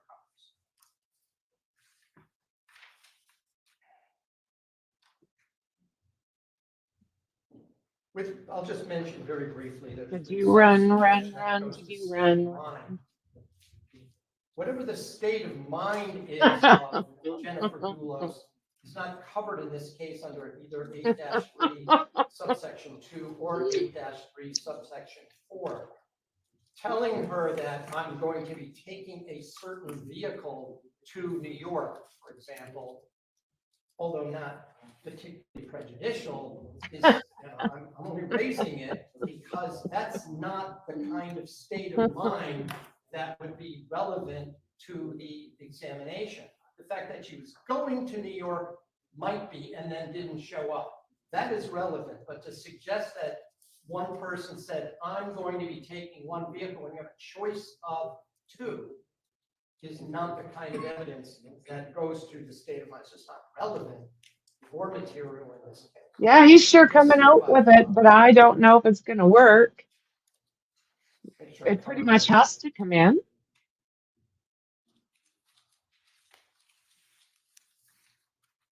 There's one last point that what I see is happening here is the state's whole theory so far seems to be that they're going to tar Ms. Troconis with what happened that may or may not have involved Mr. Doulos directly. If he was on trial, maybe some of this with a cautionary instruction might be admissible, but it's not only so remote as to Mr. Doulos. You try and So because he unalived himself, this stuff can't come in? now gone so No, far off the don't playing do field. it. We're out of the stadium. We're not even in the parking lot. We're down the street by the highway exit. And that is what we seem to be doing here. None of this evidence applies to Ms. Troconis. And therefore, it is so highly prejudicial. The state has been allowed a lot of leeway. I would suggest more than I believe. I'm not shy about objecting to the court. Oh, there you go. But in any Are you the case, judge too? that I believe has already gone so far down, given the state leeway to put on evidence that At least he may or thinks not so. be connected. And so for them to be able to put on such evidence, leave that speculation out there only later on to show it has nothing to do with Mr. Troconis. And some of it, in fact, has nothing to do with Mr. Doulos either, but I'm not objecting on that basis. But here we have a witness who can testify to certain things that occurred on that week. We're not objecting to any of the stuff that happened during the month of May of 2019, including the fact there were some court proceedings going on. But what happened at them, what the rulings were, what motions were being filed, any of that is both testimonial and therefore violates the Confrontation Clause of the state and federal constitutions, as well as inadmissible hearsay. Based on that, Your Honor, I didn't hear this separating out its claim. He just made all these things as if he's going to get into all of them. Some of them I might not object to, since he didn't say 1, 2, 3, or 4. He just said, this is all what we're going to bring in. I'm not going to suggest which ones he might be able to get into that he would object. Is he done? Attorney McGinnis. Yes, Judge. And I'm mindful of the fact that we to respond to a few things. Firstly, I'm not going to get into, who has a better theory of the case at this point, because as near as I can tell, the defense's theory is that Jennifer Dulos, shortly before disappearing, ran over a squirrel in her garage that was eating a cheeseburger. Okay, so the issue I'm for going the to court object to such is pejorative, sarcastic remarks. Your Honor. Well, before we proceed, there's no jury in the court. There you go. The court can understand the cut and thrust of argument. Court is not There you going to go. rule on an objection. Right? Court can understand that against some comments, counsel, either for the defense or for the state, may take effect. Get over yourself, But unless buddy. those comments become He unprofessional, did. And hamburgers. the court is going to allow both parties to ride Speak the wave freely. of zeal. So Judge, just responding to some of the specific things with respect to this issue of remoteness, we're talking about an ongoing discord over the course of 2 years leading up to Jennifer Dulos' death, and even by the defense's. He's got to speak argument, up again, though. Shortly, apparently, before Jennifer Dulos disappeared and we believe was murdered, there was some report which she was opposed to, thus indicating further animus and discord between the parties. I would also just note, Your Honor, that in terms of the balancing that the court has to do, I think the defense sort of made our argument for us, which was that none of these acts involve a particularly violent act Which on one behalf was of that? Mr. Dulos. So in terms of whether or not this is going to somehow inflame the passions of the jury. Oh, very Marshview. The acts themselves are substantially less. I haven't seen any charges yet. That he murdered, Took me a second. I did not mention a gun. I did not mention a restraining order in my argument. I tried to keep my offer of proof to what I intend on showing through this witness. We spent an inordinate amount of time talking about things that weren't part Yeah. of our offer. Very Marshview. I'll also just indicate, Your Honor, that when the defense said that if hearsay is admitted, No any charges hearsay yet. from that person can be admissible. I'm not familiar with a case that stands for that proposition. I'm obviously familiar with the rule of completeness, but any other hearsay, I'd love to see that case. So I don't think the court has to worry about there somehow being an undue consumption of time. And just because the defense attorney says that something's testimonial doesn't make it so. They have not cited a single case that any of the statements which they've been on notice of that Lauren Almeida is going to testify to, that Ms. Barbara Dulos made to her, are somehow testimonial in nature. So I would ask the court allow us to have the witness testify to the specific acts that we've talked about, and just ask the court to deny their objection. Thank you. Well, the court is going to scan a few items using a grocery store analogy. First, counsel spent in almost every case of every juror He about needs to go at up. least 1 hour to determine which jurors would be appropriate jurors for this case. One of the salient questions to the jury, Yeah, very Marshview. I think you're talking Concerned. about Douglas. the ability to pay attention. And that was I think you're talking about Barry Marshview. with regard to the anticipated number of hours of video evidence. Well, the court is going to credit the jury with being able to pay attention beyond many hours of video evidence. So the fact that some evidence may Yes, right, Pam? It's like, come hang on. for a And while it's the before defense. being picked up is not a reason for this court to believe that this jury cannot tie up evidence when it is time for them to deliberate. Secondly, there is a discussion between testimonial and non-testimonial hearsay. So that's to hearken to Crawford v. Washington. If the testimony is if the evidence is non-testimonial, then the rules of evidence would apply. If the evidence is testimonial, then that evidence cannot run afoul of the defense's right under the Sixth Amendment. But we leave that discussion there. It was stated by the defense that this court would have to relitigate the family matter, the dissolution matter. This court in no way litigates the dissolution matter. The dissolution matter involves testimony and rulings concerning alimony, pendente lite and post-judgment, child support, pendente lite, custody, He pendente wears lite, bow and ties.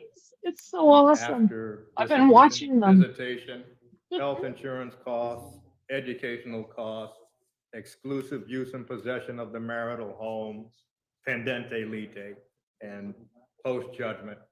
This court is not litigating the family matter. So that premise is without merit.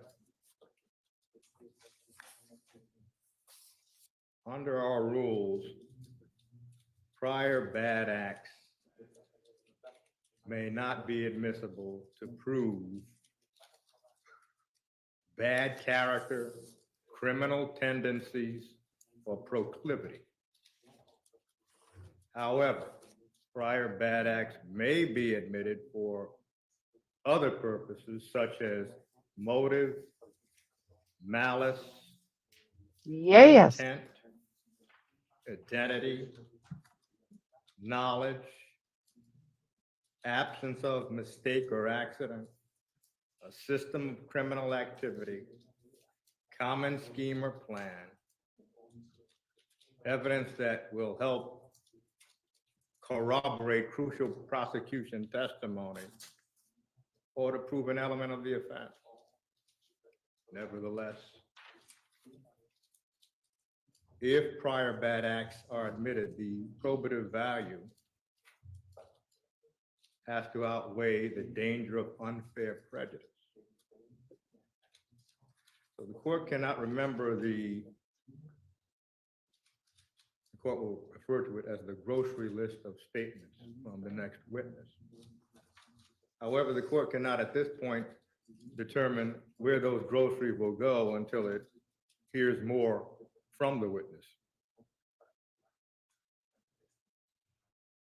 In this case, Oh, I think you're right. before in Douglas, I do. discussions with counsel, the hearsay exception of state of mind cannot consume every thought that the declarant had and make it available to the jury. Because then that exception becomes the rule. In this court's view, the then existing mental or emotional condition of the declarant has to be focused.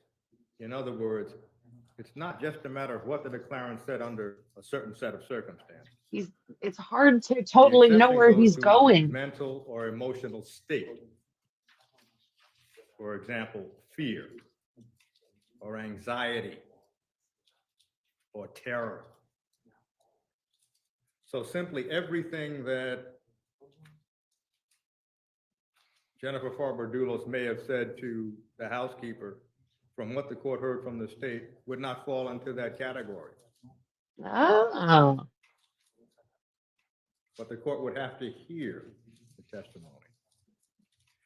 So concerning the issue of prior bad acts and what may be admissible, the court at this point understands that the testimony can go to malice and motive.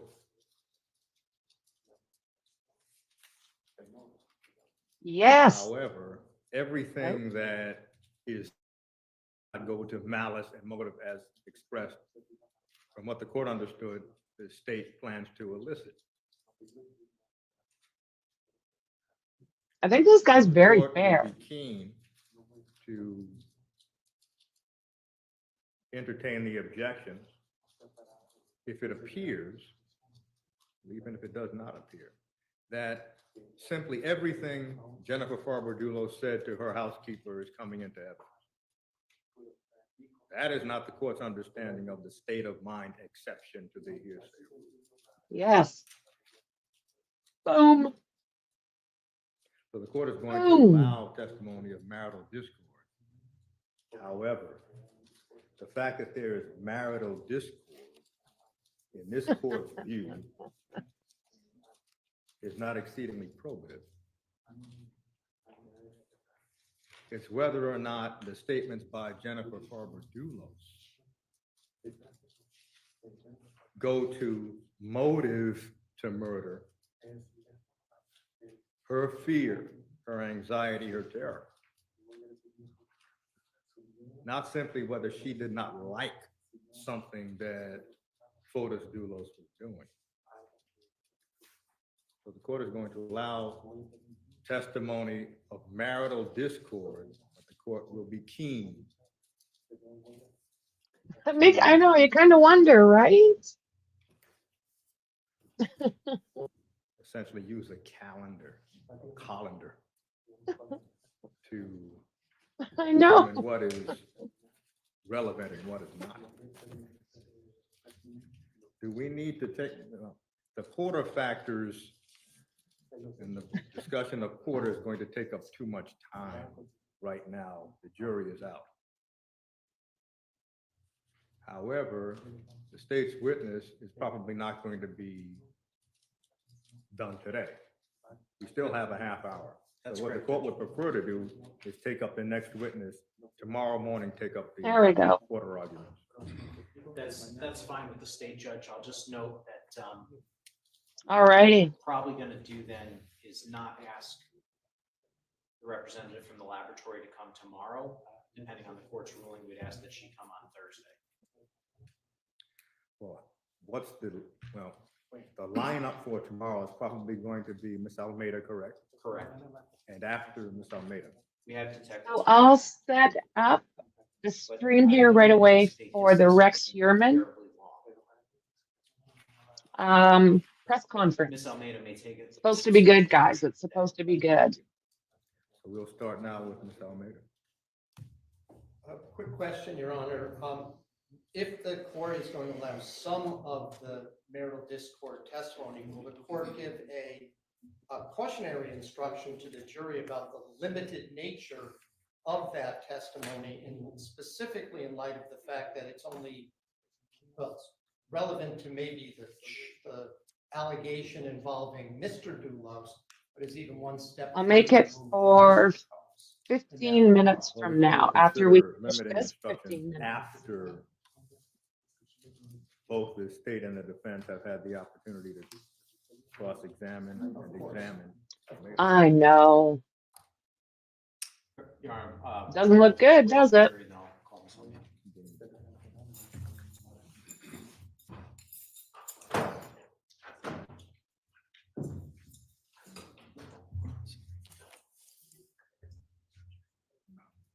So they'll just bring the jury in, I do believe, and send them home.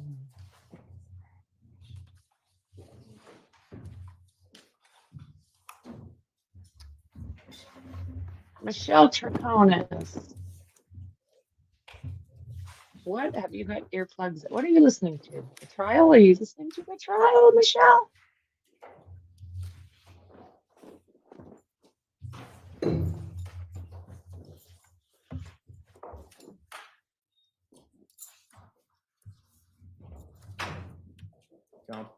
Counsel stipulate to the presence of all of the jurors.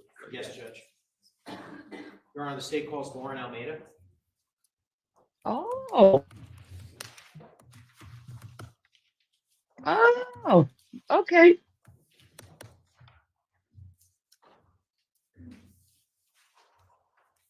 I thought they were stopping.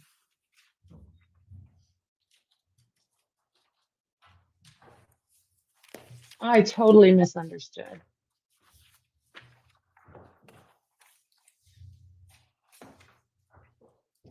I thought he was calling them in to send them home. What did I hear Raise your right wrong? hand. Do you solemnly swear or solemnly and sincerely affirm, as the case may be, that the evidence you shall give concerning this case shall be the truth, the whole truth, and nothing but the truth, so help you God, or upon penalty of perjury? Yes. Please state your name and spell your Jeez, name. Gabriel, I totally heard that wrong. LAURENALMEIDA.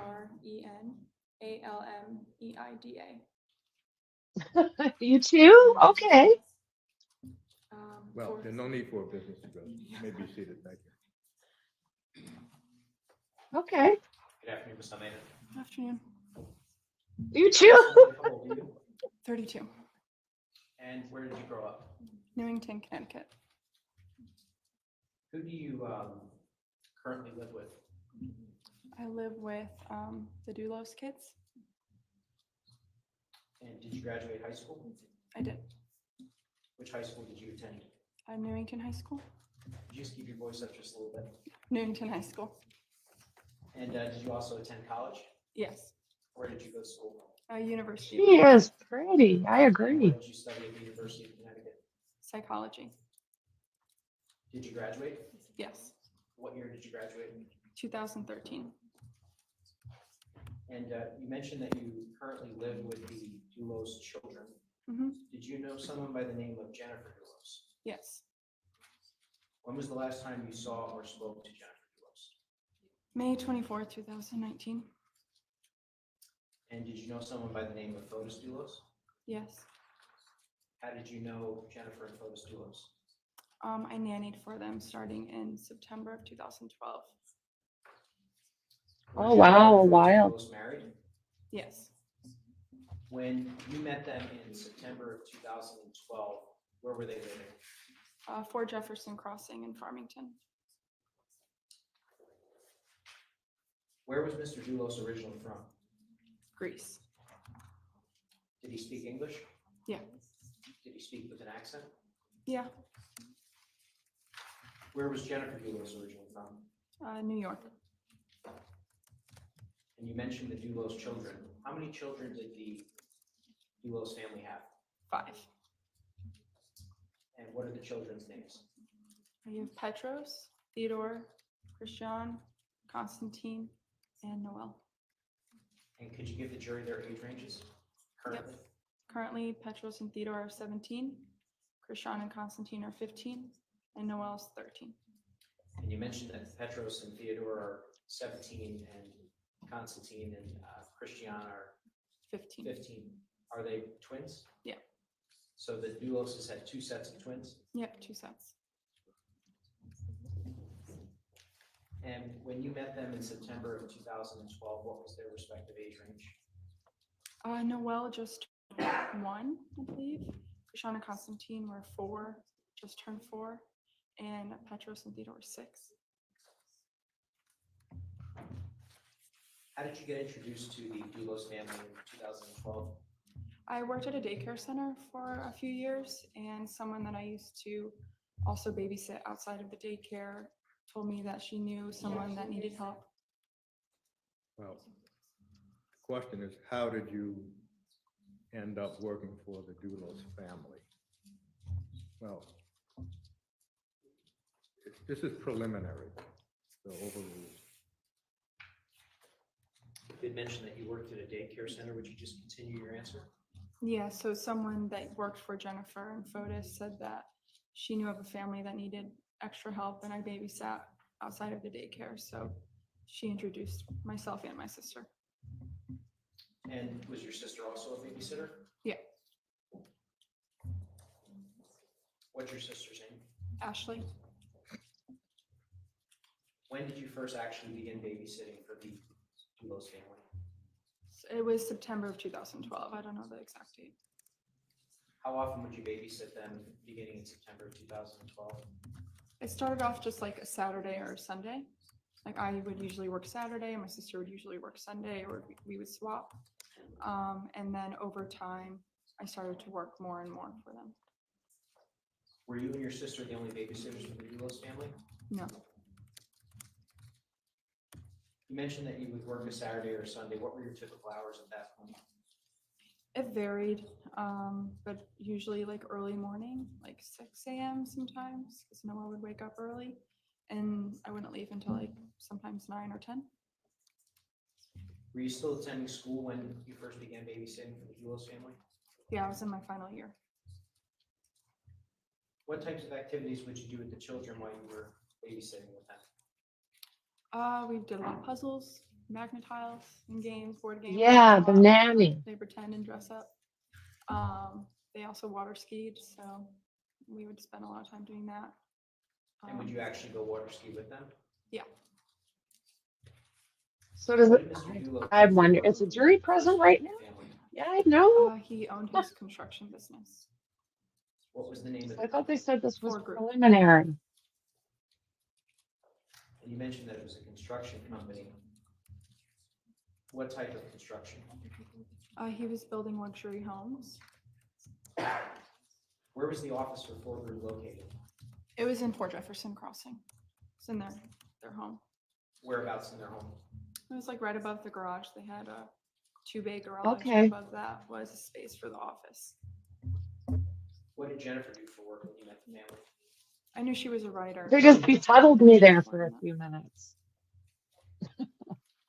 Were Mr. Fotis Dulos and Jennifer Dulos ever home while you babysat? Yeah, How often would you say they were home while you were babysitting? most of the time. Isn't that something? How would Babysitter you while you're describe the home. dynamic of the Dulos marriage when you met them in 2012? I mean, I tried not to judge, but he was gone a lot. But I just figured that was just kind of what it was in their house. But overall, when I first started working for them, they seemed to get along just fine. And how did they act towards one another? In the beginning, they were nice towards each other. I mean, In the beginning. from what I saw, at least in the beginning. I'm sorry, I missed that. From what I saw, at least in the beginning. And did you continue to babysit for In the the family beginning. for the remainder of your final year of college? Yeah. And for that final year of college, were you just working weekends? Yeah, because I was going to school during the week. I want to direct your attention now to May of 2013. Did your role with the family change at that point? Yeah, so No, May that's correct. 2013, I graduated college, and I didn't really have a job in No, place they yet, haven't and found Jennifer her. offered me a full-time position with the kids. And what days of the week were you, well, I guess I should ask a preliminary question, which is, did you accept the job? Yes. And at that point, did you become the sole babysitter or nanny for the children? I guess I became like the main one, but there were still some people that would come in, or sometimes there would be two of us, mostly on the weekends. Because the kids were in Really? school, or they were like at least in preschool, so it's easier with just with one. But And Life what of the days rich of and week were you famous, looking 2 for nannies while now you're that home. you're full-time employee? I think it was like Monday through Saturday, so I always worked a weekend day, but it was like half a day, so I wouldn't go in until like maybe like 11 or 12. When you say half a day, you're referring to the weekend day? No, the weekend day was like a full day, from morning to night. So during the week while the kids were in school, I didn't have to show up like as early as I would on the weekend. And what was a typical work day for you as the nanny? Hey there, Chopper. Well, the younger ones, it's like, helping feed them or helping Jennifer if they had like certain activities that day. Just playing with them, keeping them Not busy, that I've seen. playing outside. Giving You them guys, how about baths. you? I would help with dinner, help with like cleaning up. after. No, During this time period, did you ever go on Not vacation yet. with the family? Yes, Where did you go on vacation with the family? all the places. Yes. So I've gone to St. Bart's with them. I've been to Florida. I've been to Greece a few times. I went to Virginia once with FOTUS. We went to Colorado. Did both Jennifer and Mr. Hmm. Dulos attend these big? I haven't seen that friend. Not all of them. All right. And when you say not all Let of me them, look, see who if would I've not got. attend? Jennifer. And did Mr. Dulos ever travel without the children or Jennifer? Yeah. Can you describe? I the don't have dynamic anything between down for Mr. her Dulos and his today. children? Yeah, I mean, when they were younger, they kind of just, I mean, they listened to whatever their dad said. They didn't get a lot of time with their dad, so their time was mostly on the weekend. And I was with them most of the time on the weekend, so they did whatever FOTUS asked them to do. But yeah, that was like the main time that he spent with the kids. How often Yeah, did Mr. Dulos travel I with haven't. Well, I mean, I haven't been. I know it's kind of going on, but I don't know the exact I haven't days, been but researching enough her. where it was, you could tell it was a little odd. But I didn't see anything today when I was going Could you through describe the dynamic between the Jennifer different and the children? cases. Yeah, it was very silly, her relationship with the kids. They always wanted to be next to mommy. It was just kind of what it was. And she would sing to them and laugh at them. And she never raised her voice. She was like so soft spoken and never got angry. And she was just like incredibly nurturing.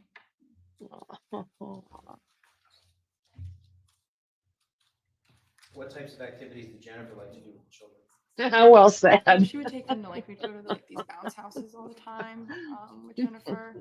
For like around the holidays, getting the Christmas tree was a really big deal, and going pumpkin picking, and she'd Nice. draw with them, do puzzles with them. Did Jennifer like to water ski? No. You had mentioned that the children did like to water ski, however, correct? They water skied. Okay. Oh, wow. Did they not like to water ski? They water skied a lot. So I saw times where they didn't want to, but still had to. Yeah, exactly, Douglas. And as Exactly. you worked full time for the Dulos family, did you begin to develop a friendship with Jennifer? Yeah. How would you describe your relationship with her? I confided in her with a lot of things, like in my personal life. I just always trusted her. She was my boss, but she was someone that, we just connected really well.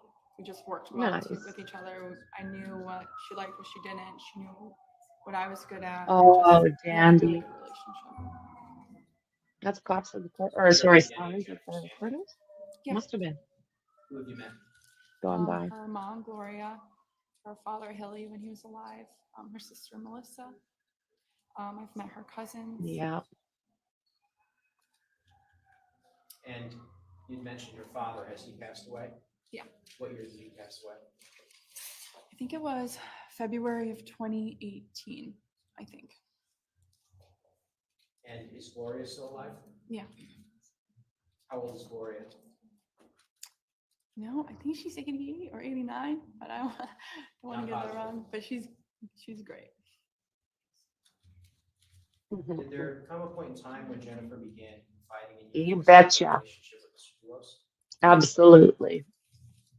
Did Jennifer ever express to you her feelings on whether Mr. Dulos was paying enough attention to her? Objection, Your Honor. Sustained. Yeah. Nope, I got it.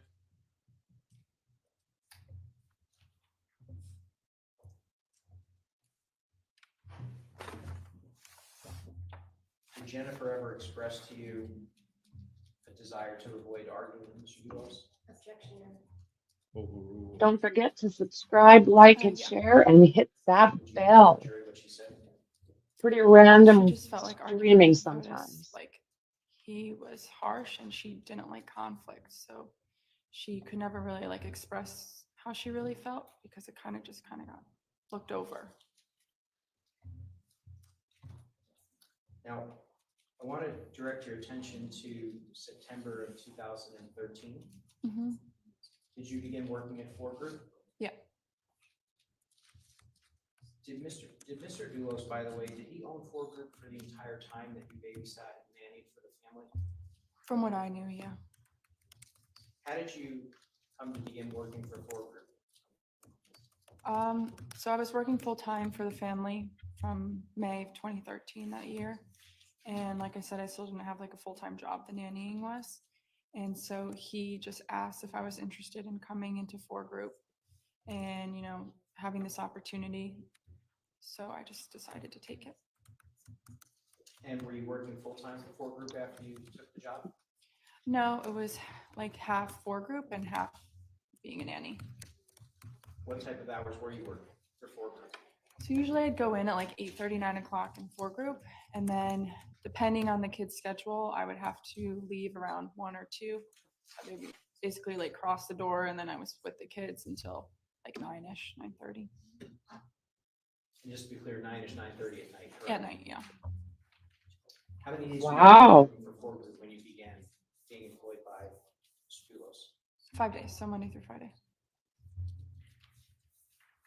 Interesting. Still nannying setup. 6 days a week? Yeah. Did you have any regular days off? Yeah, usually at that point I was having Sundays off.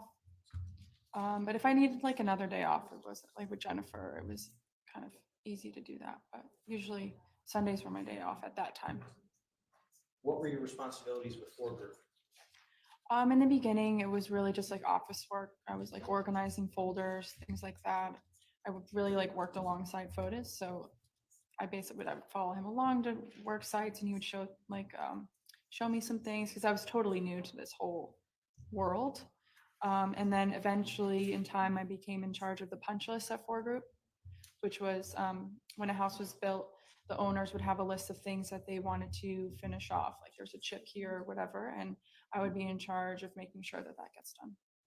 Oh, wow. How did you view Mr. Doulos when you initially began working for Ford Group? Oh, I saw him as like a role model and a mentor. And I thought at the time he's given me this really great opportunity. So I considered him a friend. And did Mr. Doulos encourage you to go back to school? He did, yeah. What did he encourage you to study? Construction management, but he also was pushing for me to get my real estate license. Mm. Was there a telephone number that was associated with Ford Group? Yeah, it was FOBES' personal phone number. When you say his personal phone number, are we talking about a landline or a cellular phone? No, like a cellular. You don't see landlines Do you very often see anymore. Mr. Doulos answering work-related calls or sending emails? Yeah. Would it be fair to say that Mr. Doulos kept his cell phone with him at all times during your time working for Ford Group? Yeah. When you were working for Ford Group, did Jennifer ever express to you what her intentions were? with I the think he children? might be too. Right. Topper, the When you were treehouse working club. for Ford Group, did Jennifer ever express to you how she wanted you to handle the summers? Yeah, What It did was- she say? kind of said that. Well, did Jennifer ever express to you how she wanted you to handle the children during the summers? Well, the question is, did she express to you how she wanted you to handle the children? Overruled. You can answer. Okay. Yeah, I would because the kids wouldn't be in school, so I would be with the kids full time.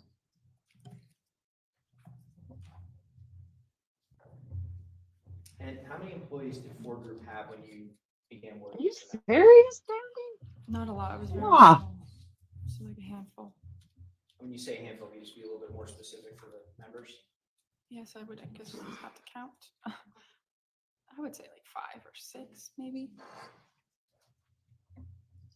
Was Pavel Gumiani one of the employees? Yep. What was his role with, actually, before I ask, when Chopper. did he begin working for Ford Group, to your knowledge?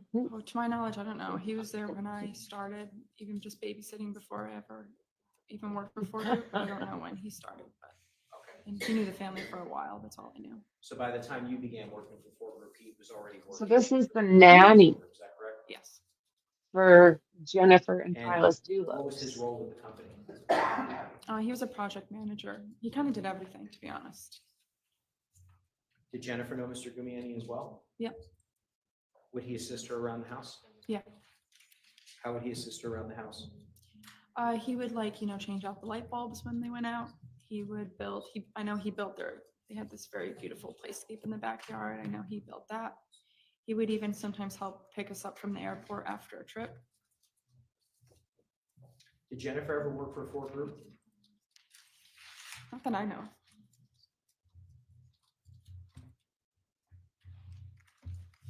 And you'd mentioned that Mr. Doulos was a role model to you during this time. Mhm. Why did you consider him to be a role model? When I first started working, he was just incredibly nice. He made me feel comfortable. He was funny. He, was fresh out of college. I didn't know what I wanted to do. And it sounded like I was getting this really great opportunity, even though it had nothing to do with any of the work I've ever done. And it seemed like he just wanted to push me and, make me better. And did there come a point in time when the dynamic between Jennifer and Mr. Doulos began to change from when you first met them? Yeah. Could you describe how the dynamic changed for the jury? The big dynamic change was in March of 2017, which is when Jennifer found out about his affair. And a few months after that, it totally changed. That's heartbreaking. 5 kids and this guy's So, out there. I want to direct And your her. attention now to March of 2017. Just Did you makes take me a trip cranky. with the Doulos family? Yeah. And where did y'all go? The kids had a 2-week break. And so the first week we spent in Aspen, Colorado. And then we flew to Miami for the second week. Who went on the trip? The first week was myself, 5 kids, Jennifer FORBES, and his friend Mark Masiello. And I think you already mentioned this, but why did the family decide to take a trip in March as opposed to? Oh, the kids, their school vacation, they get 2 weeks off in March. So that's why we went in March. Where were the kids going to school at the time? They were going to Renbrook. It's in Farmington. I'm sorry? It's in Farmington. And where in Colorado did you vacation? It was Aspen. And what types of activities did you and the children do while on the trip? Well, they ski. They're very good snow skiers. So they would ski. Oh, wow. Noelle, who was younger than everyone else, we would just hang out, walk around the town a little bit. She would ski a little bit. Or whoever was tired, they would basically come back with Jennifer and I, and we would do the hot cocoa stuff. But they skied a lot. And how old was Noelle at this point? I can't ski to save my soul. 6 maybe? And where did you stay in Aspen? Jennifer's father won a house through a charity auction, so we stayed there for a week.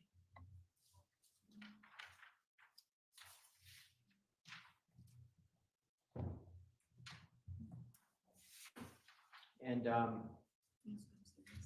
did there come a point in time during the trip where Mr. Doulos told the group he had taken the children to an adult club? Yeah, Who was present for this conversation? myself and Jennifer. How did Jennifer react upon hearing this? She shocked because they were little and they were going to a day club. And so she was What? we were both disgusted, I guess is the word. Hey, What was Mr. Douglas, Doulos' thank you for demeanor being like here, as he was friend. relaying this information? Enjoy He was your excited. day. He paid off the people to let his kids into this day club. Stay out of trouble. He seemed really happy about it. And approximately how long did you guys stay in Colorado? It was about a week. And at some point, did you travel to Miami? Yep. And I assume you flew? We flew, yeah. And who went to Miami? So myself, the 5 kids, Jennifer, FORBES, and then Jennifer's mom, Gloria, met us in Miami. They had great holidays. And where did you stay in Miami initially? Initially, we stayed at the W hotel there. The W.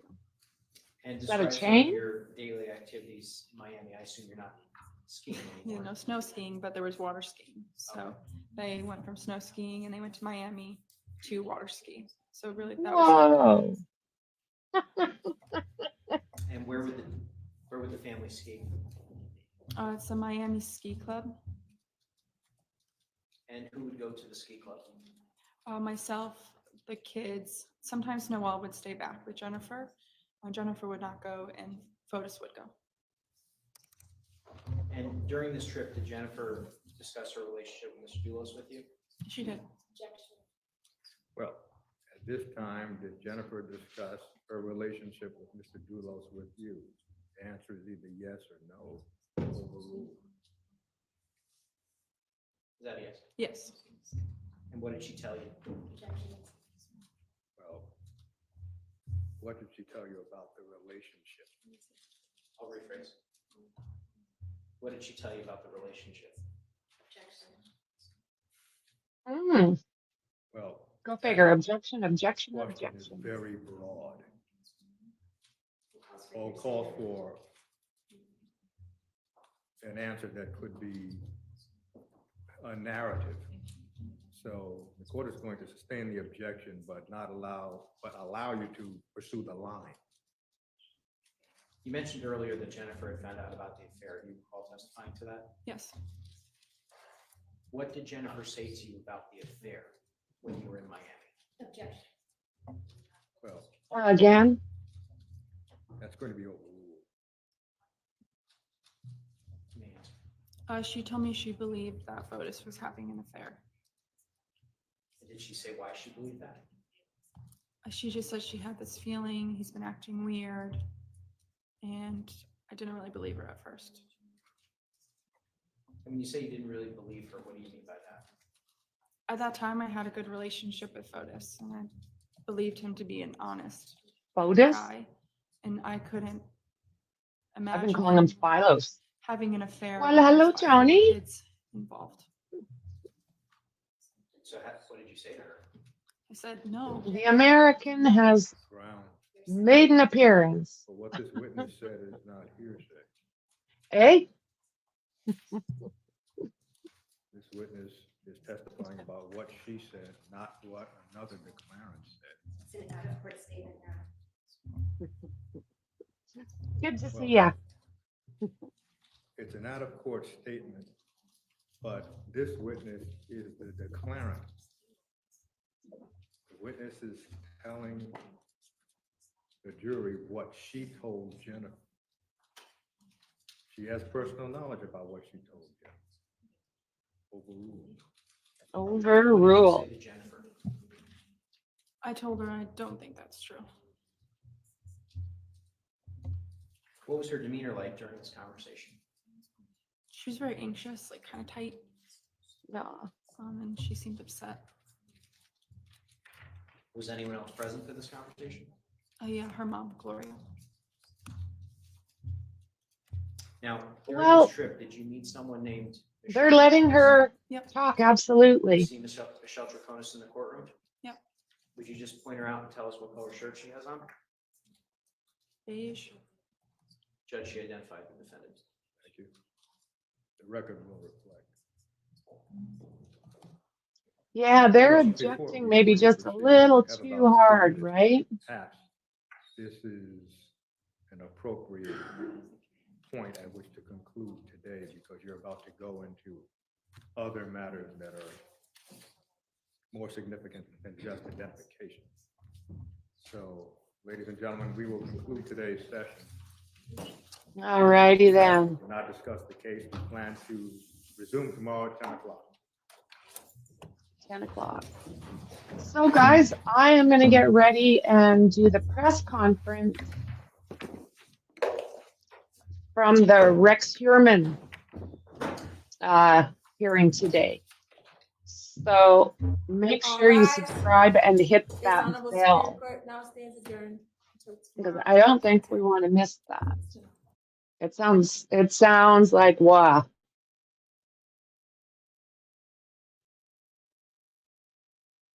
Just make sure that they're all done in here.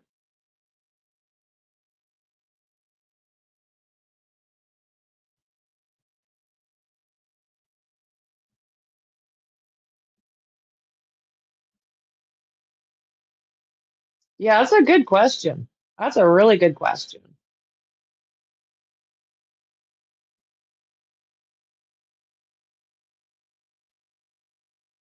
Okay, guys. Thanks for being here. And I will probably set this for the top of the hour in about 15 minutes. So I'll see you guys over there. Thanks again, you guys. I appreciate you. And I'll see you soon. Bye.